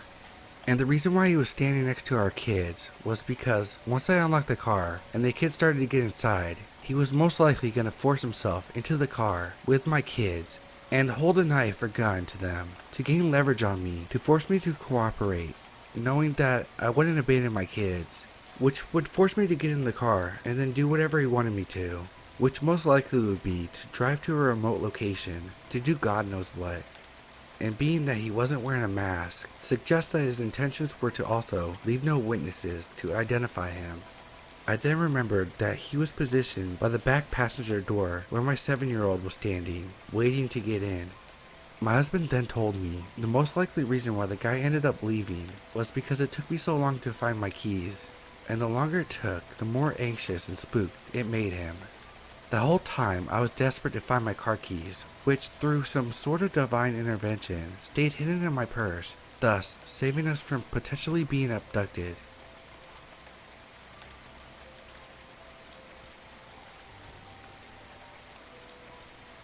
I was 9 or 10 when this happened. My parents had just picked me up from softball practice, and I was pretty tired. Before getting home, my parents stopped at the grocery store to shop for dinner. Since I was tired, I asked to stay in the car and take a nap. They agreed and let me, since they would be fast. I quickly drifted off to sleep, laying in the back seat of our little car. At some point, I wake up, kinda groggily, but with a tinging sensation. A chill ran down my spine. At first I couldn't figure out why, because I was still half asleep and a little out of it. I sat up and just started to look around, but didn't find anything. Then I heard a tapping noise. There was no one around, but the tapping continued. In my half-awake state, I realized that the tapping sound was coming from behind me through the closed car window. I turned my head to see a creepy woman staring at me intensely. She was a methed out, high homeless lady. She was grinning at me with her yellow-brown, rotting teeth. The few she had left anyway. Her translucent, pale, yellowish skin was warped, stretched out, and burned in some places as if she passed out in the sun for too long. Her arms were very skinny and veiny, bruised and probably infected from the puncture marks running up and down both of her arms. Her skin looked a little bit green, and there was pus that was oozing out. Her nails were discolored, long, jagged, and broken. Dirty blonde hair was all over the place, badly cut and greasy. The most unnerving part though was that she was heavily pregnant, never mind that she was also barefoot, and also had white clothes on with dried vomit in the front, and obviously had pissed herself on more than one occasion. Her outfit looking back kinda reminded me of a cult-like uniform. Anyway, this woman freaked me out. Like, where did she come from? What did she want with me? And who knows how long she had been there, watching me sleep. I wish I would have done something, like honked the car horn, or started screaming. But the thing was, I was too scared. I couldn't do anything. Thank God the doors were locked, because she tried to open all the doors. I don't know what she was thinking, or planning to do, but it was certainly unnerving. She got frustrated and pounded on the windows, making animal-like grunts, signaling her frustration at being unable to get into the car. Thank God, by some miracle, she eventually gave up and just wandered off. I told my parents what happened as soon as they came back. The lady was gone at this point. My parents got upset at me about what happened and just made me go shopping with them next time. Safe to say, years after, I've never ran into this woman again, and I hope to keep it that way.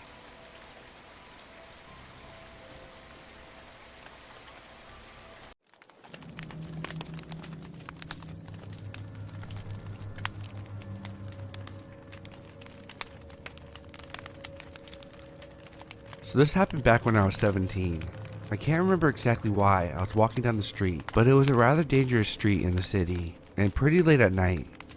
I walked past a private showgirl house, where girls were trying to attract customers. Came across the druggie house to give you an idea of where I was. Along my walk, I passed a dark parking lot, and suddenly, I heard a man say, "Hey," in a hushed tone. Turning around, I searched and found an absolute unit of a man lurking in the shadows, his face hidden. "Yes?" I answered timidly. He proceeded to flirt with me, complimenting me a lot and trying to offer to take me out to dinner. Literally, at the time, no restaurants were open. I was very shy and scared back then, and I politely declined, but he just wouldn't stop his badgering. He was determined to take me out somewhere, presumably on a date. Finally, after a few minutes of straight declining, he started walking towards me very quickly. I braced myself, going into a defensive position when he stopped just at the end of the parking lot, before the lights. I still couldn't see him well. Then, he said in a smooth, calm tone that pretty girls like me should be careful. That he knew that there was men around here picking up girls in a white truck, raping them, murdering them, and dumping their bodies.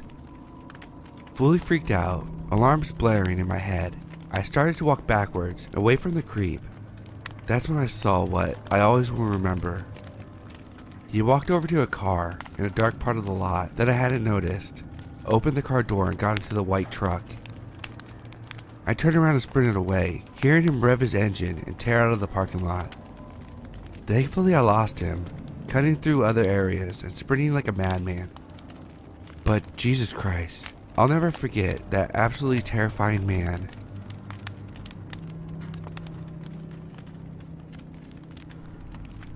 This started in September 2018. I just started college and didn't have many friends there.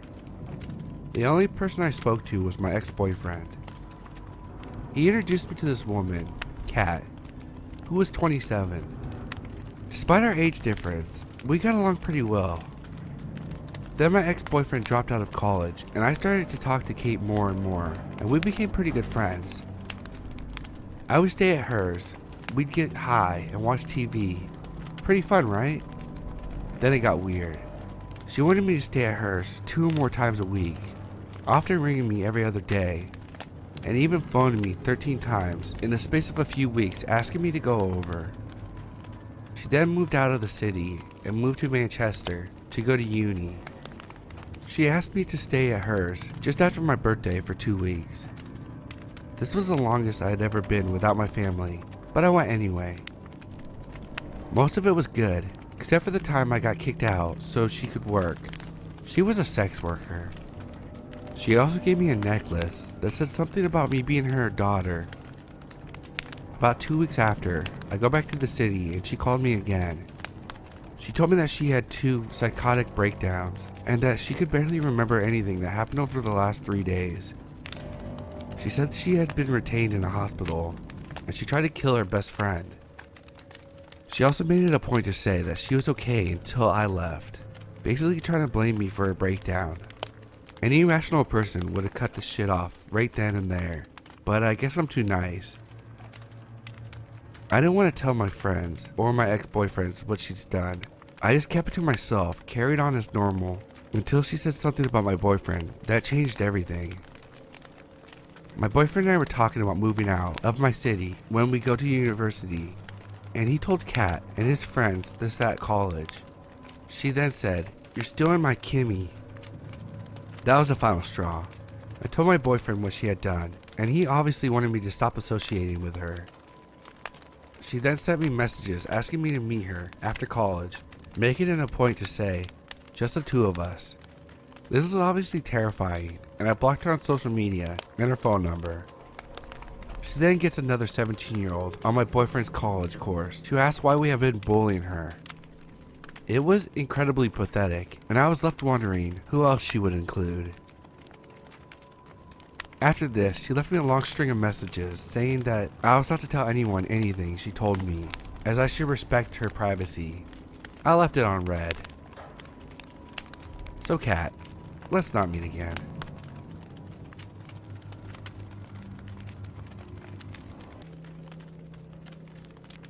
This happened back in 2016 on Christmas Eve night. We had just gotten back from my sister's and we were sitting in the car for a few. It was fairly cold, keep this in mind. Also, side note, we had a bunch of cats, so at first we hadn't thought anything of it. We sat there for about 10 minutes and we heard some rustling. Not thinking anything of it because we had the cats, we blew it off. Not even a minute later, we heard it again. My mom just happened to look up and there was a bald man in a wife beater and shorts. My mom and I both had an uneasy feeling because of his choice of clothing. It was 32 degrees and he was in summertime clothes. My mom has her window cracked and he's barely a foot away from the car. My mom yelled out to him and said, "Back away from our car," which surprise, he didn't. He continued to stand there and stare at us. My mom decided to try to scare him. She yelled out to him that she had a gun and she would blow his shit away. Exact words. She didn't have her gun on her, but she definitely made sure he thought she did. He threw his hands up, but continued to get closer to the car. My mom threw her phone at me, and I was told to dial 911. I told the dispatcher what was going on, and she said that she'd have a police there right away. My mom proceeded to try to run him down, but he went between two porches, and our car couldn't fit there because how close the two porches were.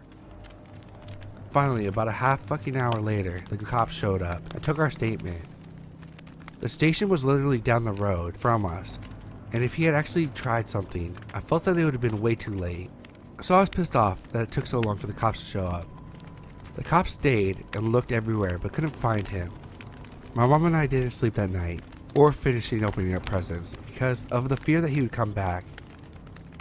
The police thought maybe he wanted to steal some gifts that were in the car, but we may never know. The scariest part is, months later it came to light that he escaped jail. He was put in for assault, so who knows what he would have done to me and my mom.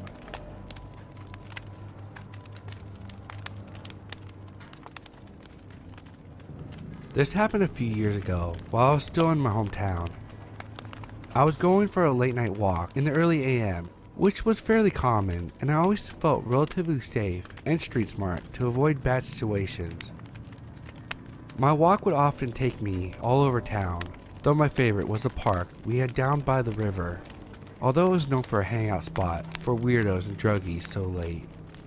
I walked there plenty of times and never encountered any problems. So I went down there again to enjoy the breezy river air. The walk to the park itself was uneventful. The park was unfenced and easy to get into, open to the public. And looking from the park itself, you can see an opening to the beach river along it. There needed to be an opening because the beach was just a bit of a drop off. You had to take a moderate step down from the concrete supporting the park itself to get into the sand. And anyway, from this opening, the disparity between the concrete steps and the beach became such a length that they needed a fencing so as to prevent people from falling off and hurting themselves. Basically, everywhere not the beach led to a major drop off into a sparse line of sand and muddy area, with the only thing separating you from the drop was either fencing or a major tree line. So I'm walking through the park. There's nobody around. It's absolutely silent until the hooting of some owls break it. I'm surprised because owls were rare in those parts at this time of year, but I ignore it and continue walking as it continues hooting. As I meandered closer to where it sounded, I noticed two things. The owl sounded like it was in pain, and that it was on the ground. I really got concerned for it and wanted to help it, so I started going over to where the hooting was coming from, though tentatively, because even right then, a weird chill climbed up my spine, though I couldn't say why. I get closer, and it sounded louder, more hurt, and definitely on the ground, in the same place. I kept walking closer and hear it right behind the tree line, after the drop-off point. For more of the park's layout, anywhere you passed the tree line led to a drop that was just a thin line of earth separating you from the water, like a gorge. If you jumped down, you were relatively stuck because you couldn't go further for the water. Climbing back was a nightmarish for all the roots of the trees jutting out, and going left or right would have forced you to follow an extremely narrow path with little room. This owl was right behind the drop-off point, so even getting closer I couldn't see it. The owl kept hooting, and I got right in front of the trees. I could hear it right under me. All I had to do was jump down, and I would see it, and be able to get it, but I didn't. The weird feeling, this chills up my back, kept getting higher and higher, and more intense the closer I got. And my conscious brain finally picked up why. I started counting. 1, 2, 3, 4, 5, 6, 7, 8, 9, 10, and the owl hooted. 1, 2, 3, 4, 5, 6, 7, 8, 9, 10. It hooted again. 1, 2, 3, 4, 5, 6, 7, 8, 9, 10. And it sounded again and again. I finally realized why I was creeped out and why my subconscious brain was screaming at me to run away. It wasn't an owl. It was a recording. A recording of a wounded owl on the ground, waiting for anyone to come with the intention to help it, past the tree line obscuring their vision, past a drop where you couldn't climb back up from, and on a small path where you couldn't run at all, where anyone could be waiting. It was a lure, meant to lead someone into a trap. I suddenly felt very cold and clammy, and like I was being watched. I immediately turned and started speed walking away, taking the nearest exit out of the park onto as many lit streets as I could, all the way home, constantly checking back to see if I was being followed. I stayed up the entire night, fully paranoid, and looking out my window to see if I could see if anyone was there, though nothing bad ever happened, and no one ever tried to get me. The next night, I went back with my sister's cell phone with the intent to call the police and report it if I heard it again, but no hooting occurred. Upon a more thorough inspection, nobody seemed to be laying in wait. I kept an eye on the newspaper for a bit after that too, to check if anyone else reported similar things happening, or God forbid, if anyone got hurt in a similar incident, but nobody ever did, and it never happened to me again. This is the end of my story, and while I do continue to take night walks, I carry a weapon on me to defend myself, and always make a point to trust my instincts.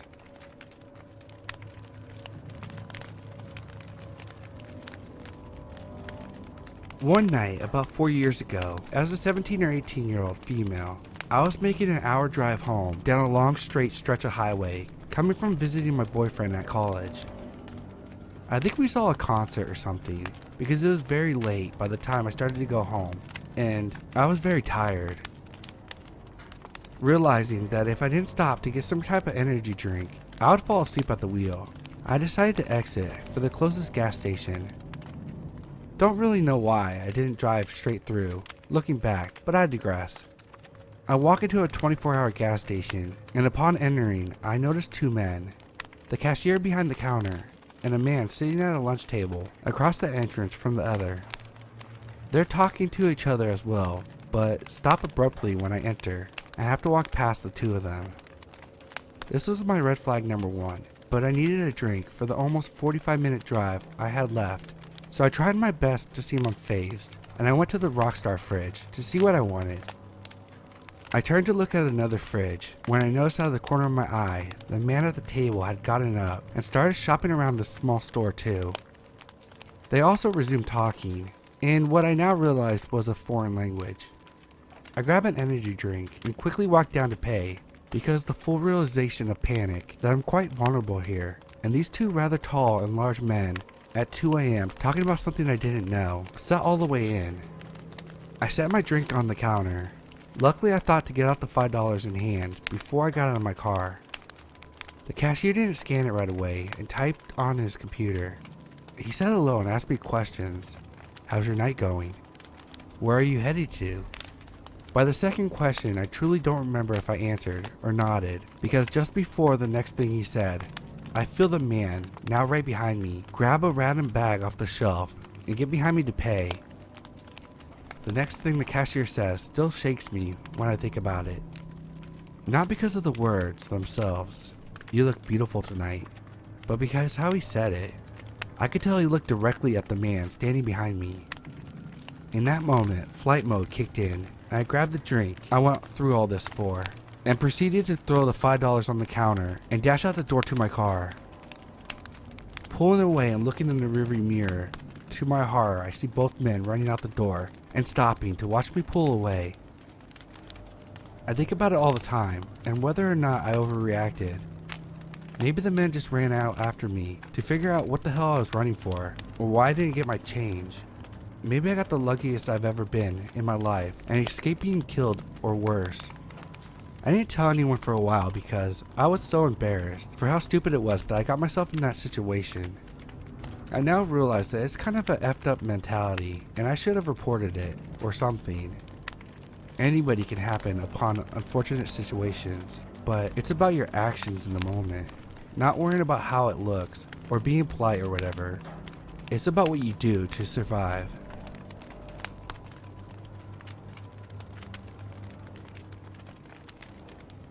A little background.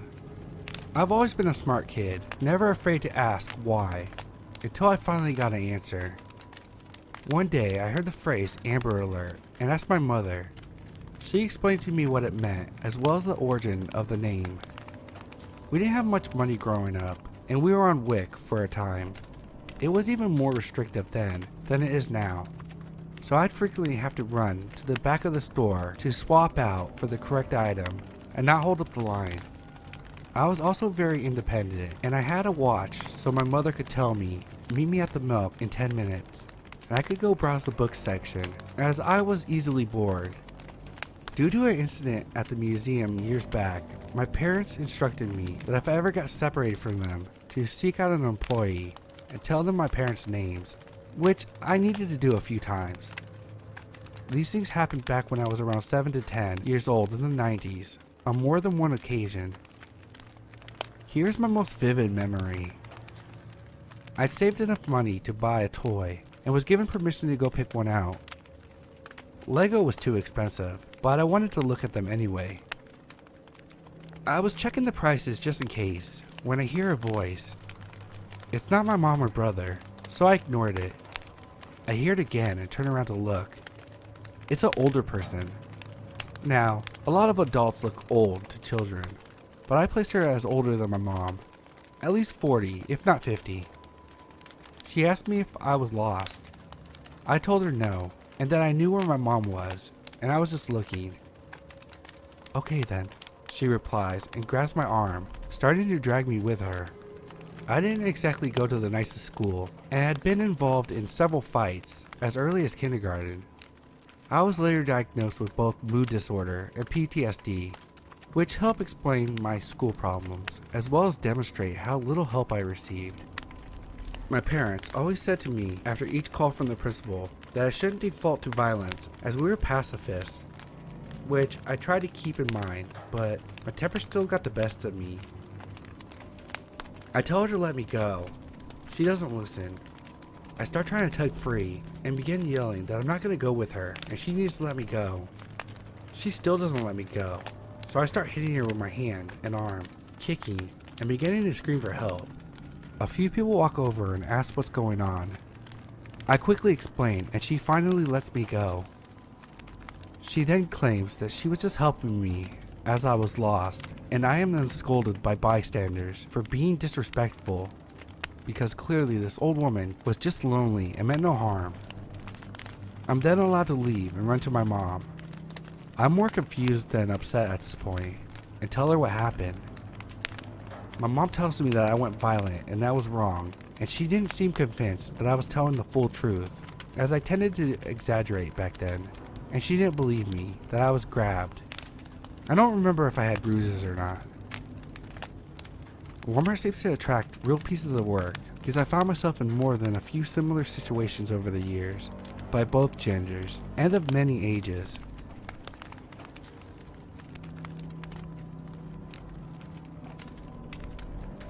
To give the context of where the story is based, I live in a small college town near a small to medium-sized city. The town itself doesn't have a lot of people, and it's mostly here to cater to the demand that comes from the college. Because of this, the stores around the college are mostly open 24/7, so that the college kids will be able to impulse buy whatever they like. The other big seller around here is gas.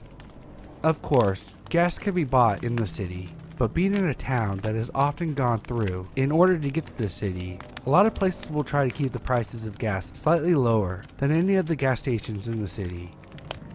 My story begins when I was working overnight in a gas station liquor store, when I was doing part-time classes in college, but mostly doing classes online. That way, it wouldn't ruin my availability for a full-time job. The store that I worked at only had one person on overnights for a long time, even though a lot of people, especially girls, would complain of the lack of cameras and the fact that you don't always get the best people going into liquor stores in the middle of the night. The owner's hand was forced one night before I started working there. A woman who came in to buy milk went outside to her car, only for a man to come up behind her and shove a gun to her back, demanding for money. She complied, and luckily, he let her go. She ran into the store, sobbing hysterically, and though the police arrived shortly after, he was never found. I personally preferred having two people on, even if there wasn't a safety issue. The night seemed to go by so much quicker when someone else was there. and it was really nice that that person I normally close with and I got along so well. Overall, there were 4 overnight shift workers: Josh, Nick, Dixie, and myself. Dixie had another job and really was only working there as a favor to one of the managers, so she would only work 2 overnights a week with either Josh or myself. Josh and I worked together 3 nights a week, and Nick worked with Josh and me 2 nights a week. Dixie was really nice and fun to be around, but she didn't really like the job or want to be there. Josh would get annoyed with her a lot for just standing behind the register while he did all the work. But it was only 1 night a week, so he didn't really complain too much. Nick, on the other hand, was a bit different. He worked there 5 days a week, just like Josh and I, but they never seemed to put him with one person more than 1 day a week. Nobody really seemed to like him or like working with him. Nick was a little off from the start. He was one of those people who told you his entire life story as soon as he met you, giving a bunch of really personal details that no one was really comfortable hearing. One thing he always seemed to talk about was the strain on his marriage. Apparently, he had a really bad drinking and drug problem for a very long time, and the drug part got better when he could switch over to weed, but he couldn't seem to get the drinking under control. He was hard to be around, but you kinda get used to people in that kind of job being sketchy. I was there for 3 months when Nick's story seemed to escalate out of nowhere. He began telling people that when he was younger, he was diagnosed as a psychopath, and he had to take a bunch of pills for it every day so he wouldn't become violent. Not exactly what you want to hear from someone you're alone with in the middle of the night, but okay. We all have our problems, and some people get dealt a bad hand when it comes to mental illness. I myself have always struggled to get my anxiety and depression under control, and without medicine, I wouldn't be killing people by any means, but I would probably be hospitalized in danger to self categories. So, creepy as it was, I assured him that a lot of people had to take medicine for some kind of illness, and as long as you stick to it and are honest with medical professionals, there's no reason that you can't do anything that anyone else can. He seemed pleased with my answer, and soon after, the subject turned to other things.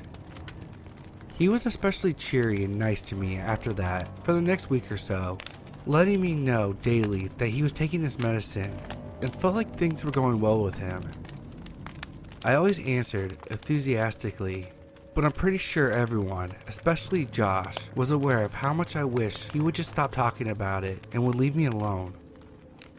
Josh had a wife and a daughter who was 2 at the time, so he couldn't help but see us younger girls through the eyes of what his daughters might potentially have to deal with when they're the same age.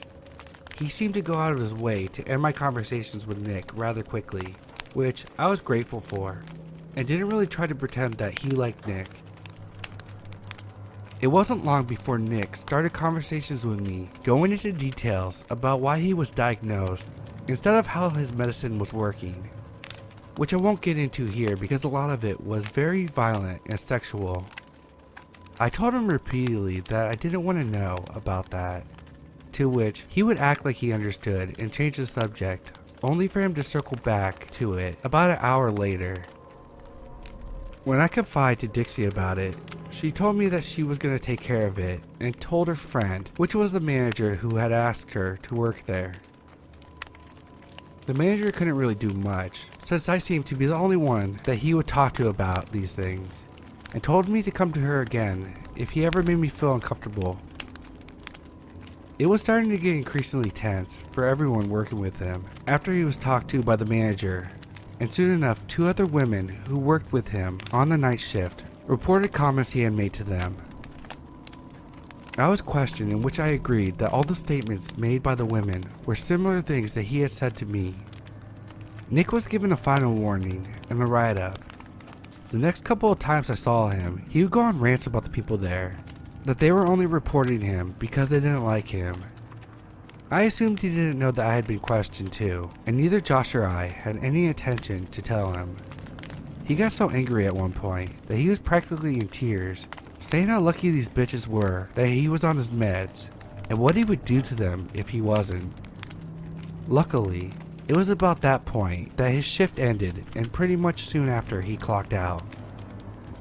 Josh told him that we had a lot of work to get done that night, so we didn't really have time to chat with him. He nodded and walked out the door without another word. Josh wasn't lying either. The truck had came extremely late that day, so there was still quite a bit of things that still needed to get done and put on the shelf. One thing that earlier shifts never seemed to do, unless they absolutely had to, was stocking the drink coolers. It was true. It was easier to do it at night when there was less customers, so it was annoying since we couldn't chat, but we just went with it. I can't remember the time that Josh went into the drink cooler, but it must have been pretty late since we had been there for a while at that point. I was focused on stocking the shelves and making sure everything looked full if we didn't have it. When the bell chimed, signaling someone had came in, I threw out a good evening and that I'd be right there. Since anyone that came in that late usually wanted a pack of cigarettes or to pay for gas and cash, I put down my box and went to the register. Slowly, dramatically, once I could see them, you guessed it, there was Nick, not looking at me, but leaning next to my register. I'd be lying if I said I had a reason to be afraid. It turned out that he was drunk, but I couldn't detect it right away from the smell of the booze that always seemed to linger in the air around there. Josh was on the other side of the wall. Even so, I considered for about 30 seconds if I should actually go or if I should run inside the cooler to get Josh. Nick wasn't a young fit guy or anything. Years of drugs and drinking had aged him prematurely and ruined his body, but he was still intimidating to a 20-year-old girl. Unfortunately, Nick made the decision for me, probably tired of waiting. He turned towards me, and that's when I noticed immediately that something was off about him. My voice was nothing more than a pathetic whisper when I asked him what he wanted. He just stared at me, nothing of his face to tell me what he was thinking. I was about to speak again when he spoke. Barely intelligible because of his slurring. "He leave you here alone?" It took me a second to shake my head and tell him in a hopefully steady voice that Josh was in the cooler, and I asked him if he wanted me to go get him. Again, staring at me in silence. At this point, I didn't even care what he said. I just wanted him to say something. The silent staring was creeping me out. I asked him with more force in my voice, "What do you want, Nick?" As soon as I stopped speaking, he grinned at me, and in a disgusting, almost singing voice he said, "You're lying. You are alone." He laughed and took a step towards me, but stumbled, allowing me to take several steps back. At this point, I should have ran for Josh. I should have called for him, anything, but I couldn't believe that I was reading the situation right. Nick was really weird, but I had never felt actual danger around him before. He had never come off as more as a little unstable. He continued forward in his slow, stumbling steps, telling me to come here. I just want to talk. I kept out of his reach, telling him to back off and that I would hurt him if I had to. Josh was out the door in a second and seemed to come out of nowhere, shoving himself between me and Nick. They didn't even say anything. They just stared at each other before Josh said in a stern tone, "I think you should leave now." Nick stared blankly for a moment, then scoffed, telling us that we couldn't take a joke. I was trying not to cry at this point. The only thing more terrifying about the situation was knowing that if Josh hadn't been there, and he somehow caught me, I would have stood no chance against him.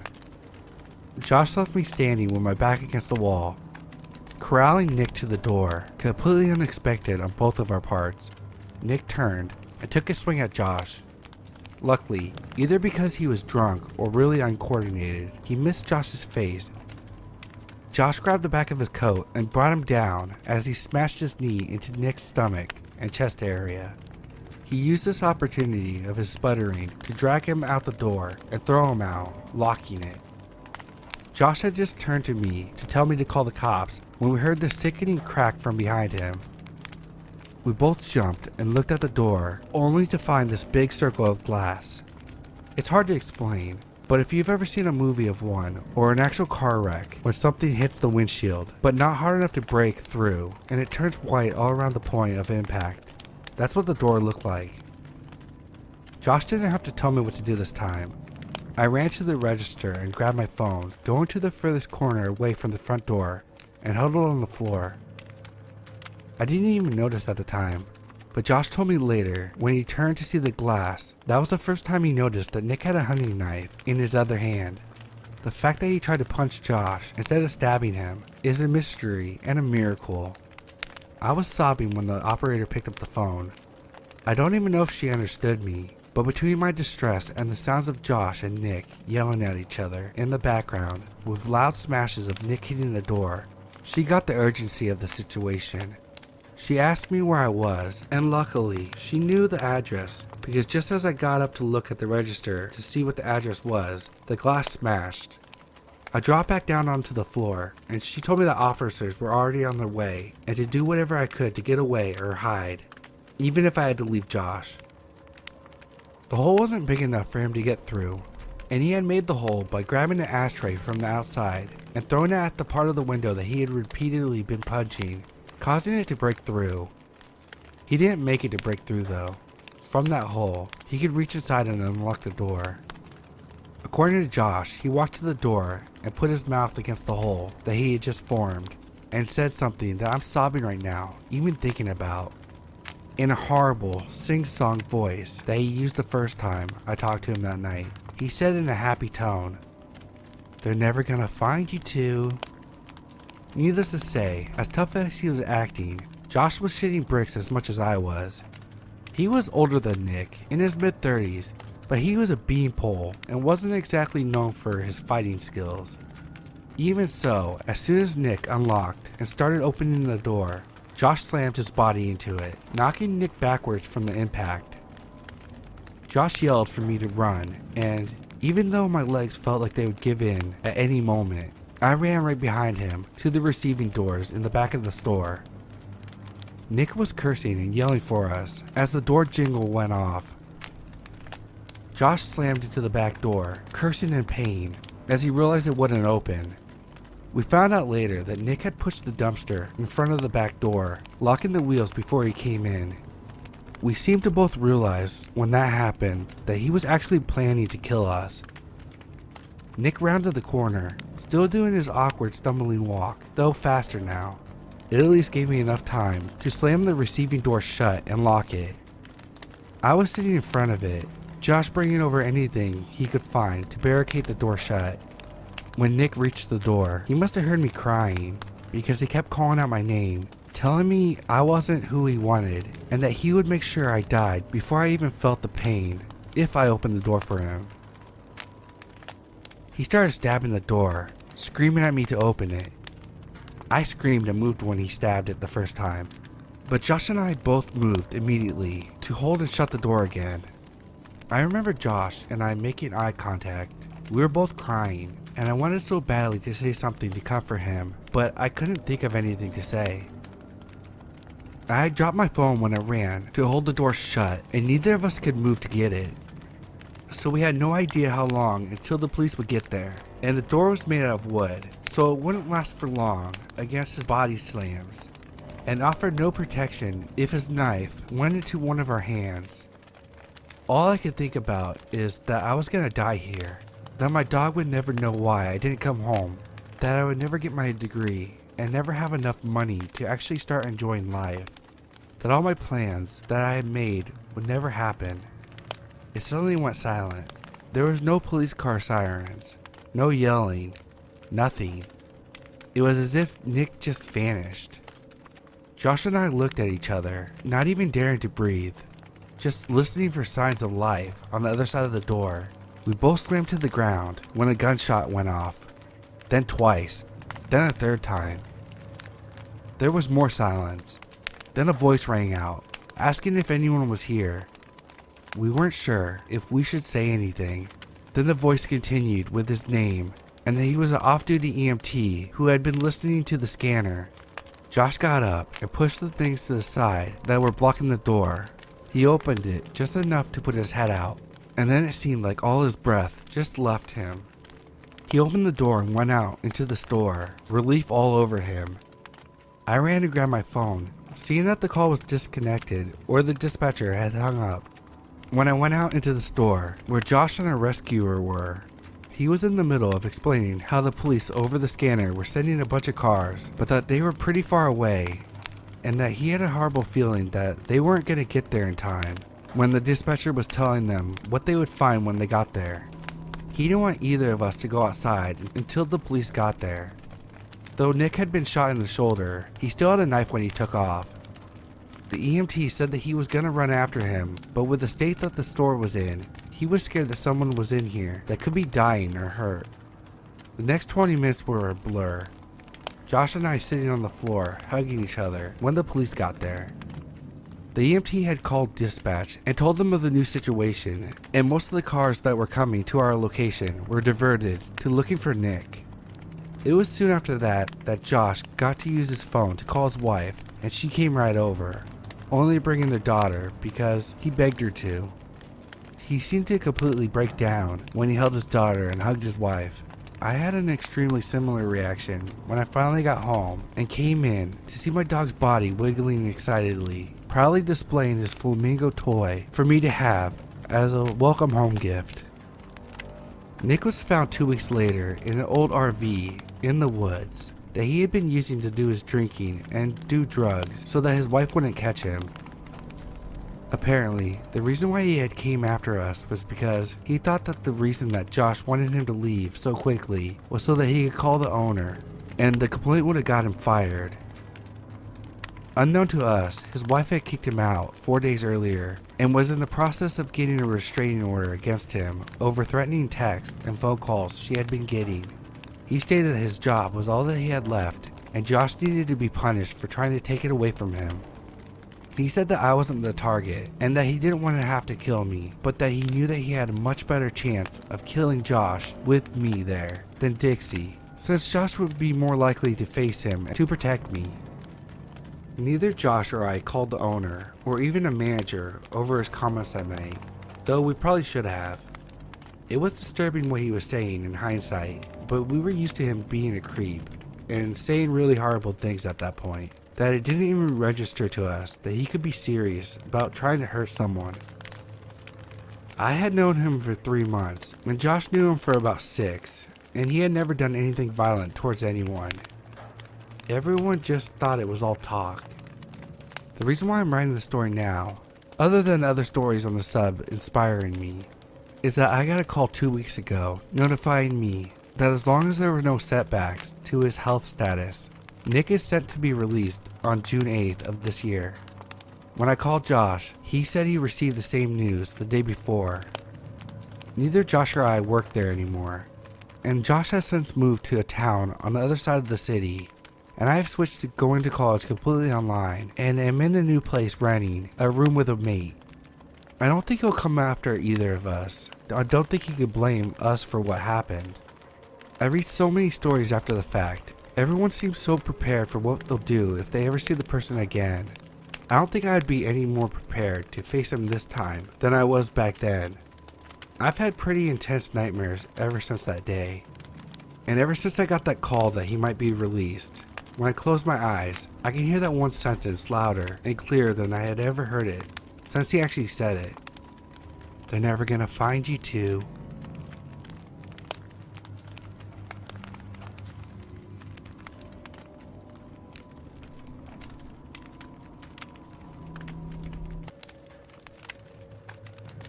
I was 21 years old at the time, and I was having one hell of a summer. I had taken a break from my college courses and started working a full-time and a part-time job. I worked part-time at a grocery store, which is where I met a lot of people, and got to even go to some parties with some of these people. I was the type of person that if you put a drink in my hand, then I was going to be smiling and having a great time. I never wanted to cause trouble with anybody. It was about mid-July, and I had just gotten off work at the grocery store. I called my buddy up that worked at the store with me to see if he wanted to grab a drink or two. He said that he was going to go to someone's house party instead of a bar that night. so I decided to meet him there. I went home, changed clothes, and proceeded to drive out to the party. It was about 10:30 p.m., and I had to drive out to this swampy looking area surrounded by trailers and a dirt road for several miles. I remember turning onto this road where the house was located, and I saw about a quarter of a mile ahead of me a pickup truck with its emergency flashers on. I took a quick look at it and thought maybe it was my friend's truck because it looked familiar. I drove up to the truck and saw a guy sitting in the driver's seat with a girl in the passenger seat. I told him that I had mistaken them for someone else and asked if they were okay. The man looked like he was already boozed up and looked at me with a drunken smile, stating, "No man, I'm fine. I'm just trying to figure out what's going on myself." Once I checked to be sure that they were okay, I went about my business and drove to the party. It was the last time I spoke to that person.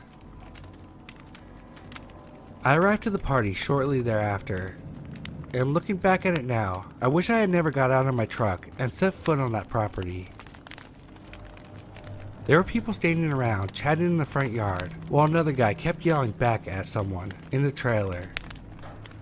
I guess an altercation or disagreement had taken place before I got there, because all I kept hearing was someone saying, "I'm gonna fuck that motherfucker up if he sets a foot around here again." I did my best to ignore all of it and went inside to play beer pong with some people I knew. I wasn't looking for any trouble that night. I just wanted to drink beer and chill. As I sat on the couch enjoying my cold one and bullshitting with some of the guys, I saw this heavy-set guy storm back into the house and walk down the hallway. When he came back, he had what appeared to look like a rifle and a shotgun in his hand. He came back in, and for some reason, I introduced myself to him. He stared me down for a while, puffing on a cigarette. My hand extended out to him, and he didn't shake my hand. Instead, he pulled out his pocket knife and flicked it open and said, "Name is Billy, and you best be on my good side, 'cause I ain't no one to fuck with." I remember after he walked away, I hurried up, finished drinking my beer, and drove back home. Something about that night was a little unsettling to me. I don't know what it was, but something didn't seem right. A few days passed, and I was on my way to work. I had to stop to fuel up, so I stopped at a convenience store and went inside to pay for gas. When I went in, I saw the newspaper rack over by the counter, and when I went to go look at it, one article was titled, "Man Found Dead Near the River." The article title wasn't what gave me chills. It was a picture underneath the title. It was a man I saw parked outside the road that night when I was heading to the party. People believed that someone had murdered him, and to this day, I don't believe the case was ever solved. I think back on that night sometimes, wondering if I was just at the wrong place at the wrong time. But I also think someone at that party had to have some involvement with the killing of that man. Sometimes I wonder if Billy was the man who murdered the guy, but I don't know. What I do know is, after that incident, I was very careful about who I hung out with on the weekends.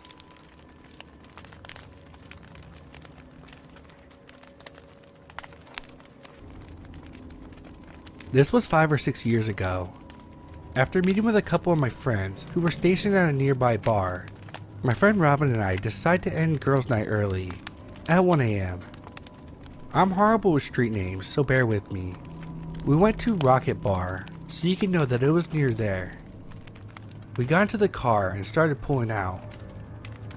We were driving a bit slow because we weren't familiar with this area, so we didn't want to miss any turns. I had my window rolled down because when I drink, I get a bit flushed. The street that we were on was a bit dead at the time. We heard a yell and some loud ass crying. It was clearly a lady's voice, so we slowed down to see what was going on. Robin was driving and I was in the passenger seat. On our right side, we saw a lady stumble out of the street, holding her chest and crying. Robin locked the doors and cautiously rolled her window up, leaving it only an inch open. Thank God. The lady came right up to the window and said, "I need help." I asked, "What's wrong, honey?" She kept repeating, "I need help," over and over again. Me being a naive idiot, I put my hand on the door like I'm about to open it, only to be grabbed by Robin whispering, "Don't fucking open the door." The lady, who had been mumbling "I need help" repeatedly, like she was slurring, saw Robin stop me, and her eyes opened wide as hell, and she started yelling, "I need help!" We jumped at that, and said, "How can we help?" She shoved her fingers in the cracked part of the window and screamed, "Let me in!" We started yelling, "Stop that!" and she started yanking at the door handle. Robin said, "Oh hell no," and we started pulling away. I shit you not, the next 30 seconds was fucking terrifying. The lady yelled to someone, "They're leaving," and we saw two guys run out from a car parked a few cars behind us, on the right. Robin sped away, like a scene from an action movie. We looked in our rearview mirror and saw that the three of them were standing in the street. Ladies and gentlemen, please be careful.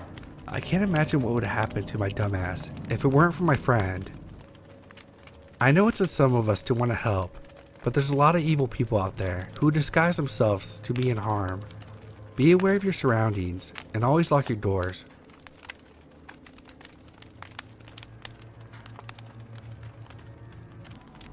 I'm just gonna get right into this.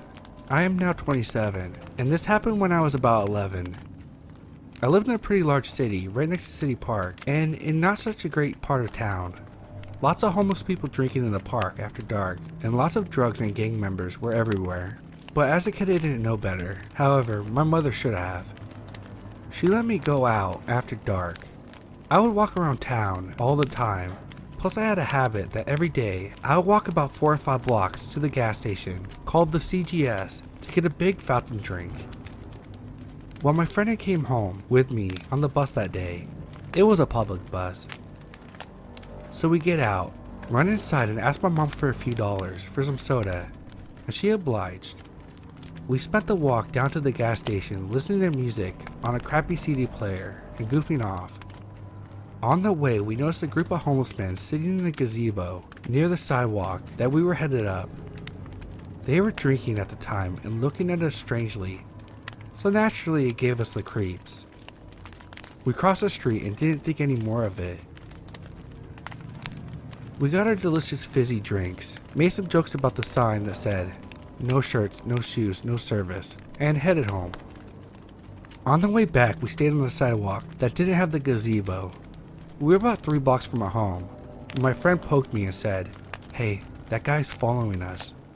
And that's when my ears picked up a distinct sound of footsteps behind us. I remember watching something that said, if someone's following you, to cross the street. So we sped up a little bit and crossed the road. He sped up and followed us.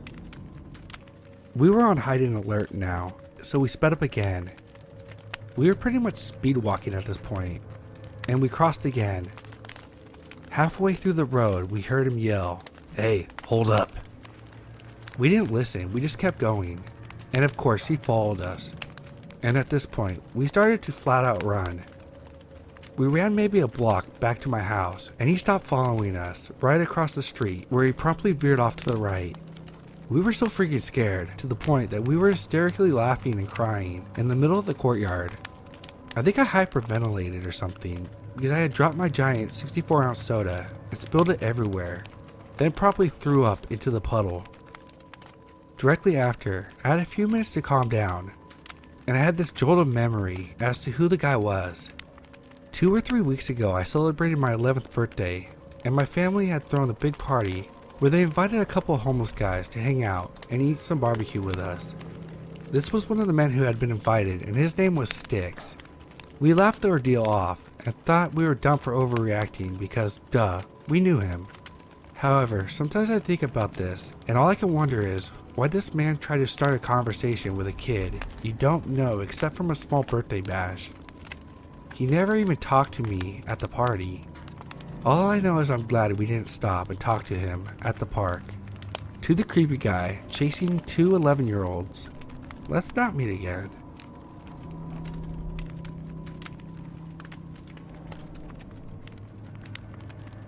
I grew up in Ohio in the 70s, and me and my childhood friend Joe were outside all the time. Joe lived on a farm that bordered a pretty big forest. and my parents would drop me off in the morning and we would stay in the woods all weekend. We only came out for school. We loved pretending that we were frontiersmen. We built shelters, traps, practiced making fire with sticks, the whole 9 yards. When we got to be in high school, we got the notion to pull a Stand By Me. This was based on the movie with the same name that had just came out. The idea was that we would walk on the railroad tracks out in the country. Instead of looking for a dead body, we'd find cool bridges to fish from, and a camp a little ways off the tracks. Of course, we knew it was dangerous and that we would likely be trespassing, but we were kids. We had a lot of fun. We did find beautiful rivers, discovered bridges that no one went to. We fished. We hid from a lot of trains. At night, we camped in the woods just near the tracks and made small hidden fires. Nothing bad ever happened. In fact, it was so fun that we did it multiple times. Never had a problem. After high school, me and Joe went our separate ways. We both left home, but always stayed in touch, and always tried to coordinate visits so we see each other occasionally. One summer in the mid-90s, it worked out that we were both in town for about a week. We'd do stuff with the family in the day, and at night, we'd either catch drinks at a bar or sit outside Joe's house around a fire and talk about the old days.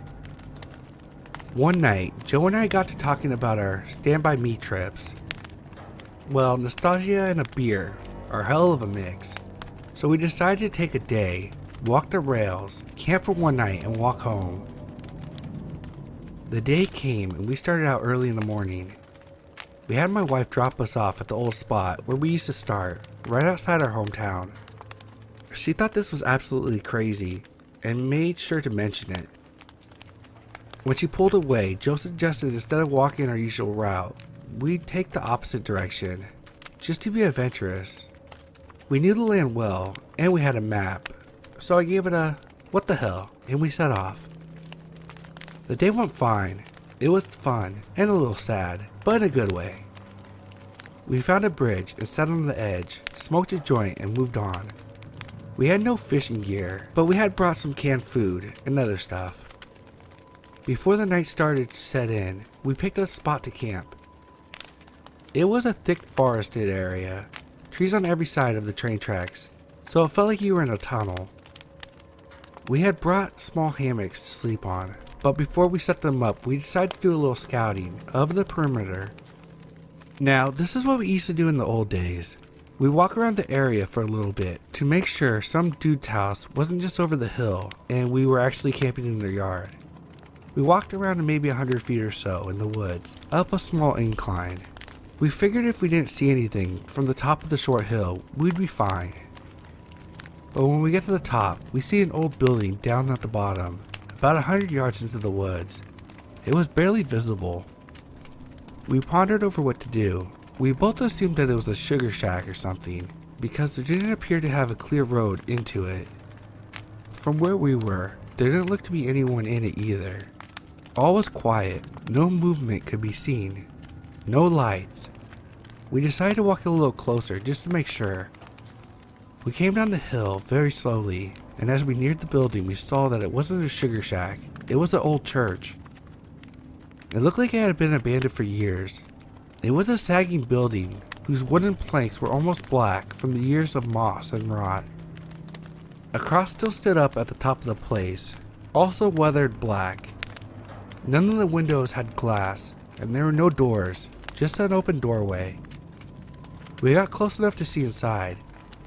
There was rows of pews and a build-up section in front for the preacher to stand. We didn't go in all the way. We didn't want to. Beyond all that, there was no sign of anyone else.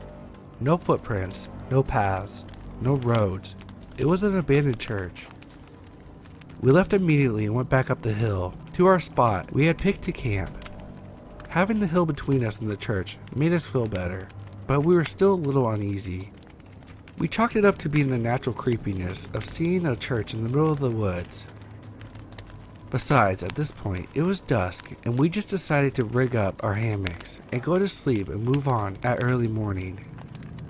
Night set in, and as we laid in the hammocks and shot the shit, we began to hear something in the direction of the church. Our conversations went a little like this. Did you hear that? What the fuck was that? It's like people singing. And it did just sound like singing. We both slid right out of our hammocks and hunkered down, straining to hear more. We listened for a minute or two, and the singing continued, but it wasn't getting louder. Finally, we decided to creep back up the hill to see if we could spy where the sound was coming from. We could still move very quietly through the woods from the old days. It was second nature to us. The moon was barely out, but it provided enough light so you wouldn't walk right into a tree. But it was near pitch black. We didn't use flashlights as we crept slowly up the hill, and we didn't talk. When we got to the top of the hill, we saw a light in the distance. It was coming from the church, and the singing was coming from inside. Joe and I put our heads close together and had a hushed conversation that boiled down to, can you believe this shit? The light looked to be candlelight from the way it flickered, and though we tried, we couldn't make out what was being sung. It sounded like church music, but in another language. We sat and watched for a while, trying to see who was in there, but we only saw occasional shadows. We had no intention of getting closer either. We had about a football field length between us and aimed to keep it that way. The singing continued for a bit, and then it stopped. After that, a booming male voice began to chant. I was already freaked out, but this voice thoroughly scared the shit out of me. It sounded like some Old Testament preacher you see in the movies. But again, it was like he was speaking in a different language because we couldn't understand a single word. Eventually it got to where a single male voice would say something and a bunch of voices would answer in song. This lasted for a while, and then they all broke into this long, sustained wail that kept getting louder. It got so loud and so disturbing that I had to cover my ears. Then it stopped. At this point, I was just ready to say, let's get the fuck out of here, when Joe put his hand on my shoulder and hissed, they're coming out. We were far enough away that we couldn't really make them out well, but what we could see was a line of figures walk out the doorway, all holding hands in single file. We could see some of them had flashlights. They began to sing again, and then the light from the flashlights began to move towards us and the hill. We booked it back to our campsite, grabbed our shit and ran back to the tracks. Once there, we ran down the direction we had came from. After a few minutes, we stopped and looked back. We saw the lights coming down the hill. They were moving erratically, like whoever was holding them was shaking them.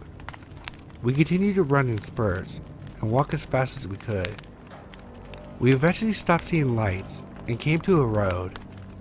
By our map, we knew a small town was about 15 minutes down it, and we could walk there. We got to a 24-hour gas station, and I called my wife to get us. My wife and other friends all thought it was just kids messing with us, but I heard those voices, and they sure as hell didn't sound like any kids to me. Not sure who those people were, but it was definitely the creepiest thing that has ever happened to me out in the woods.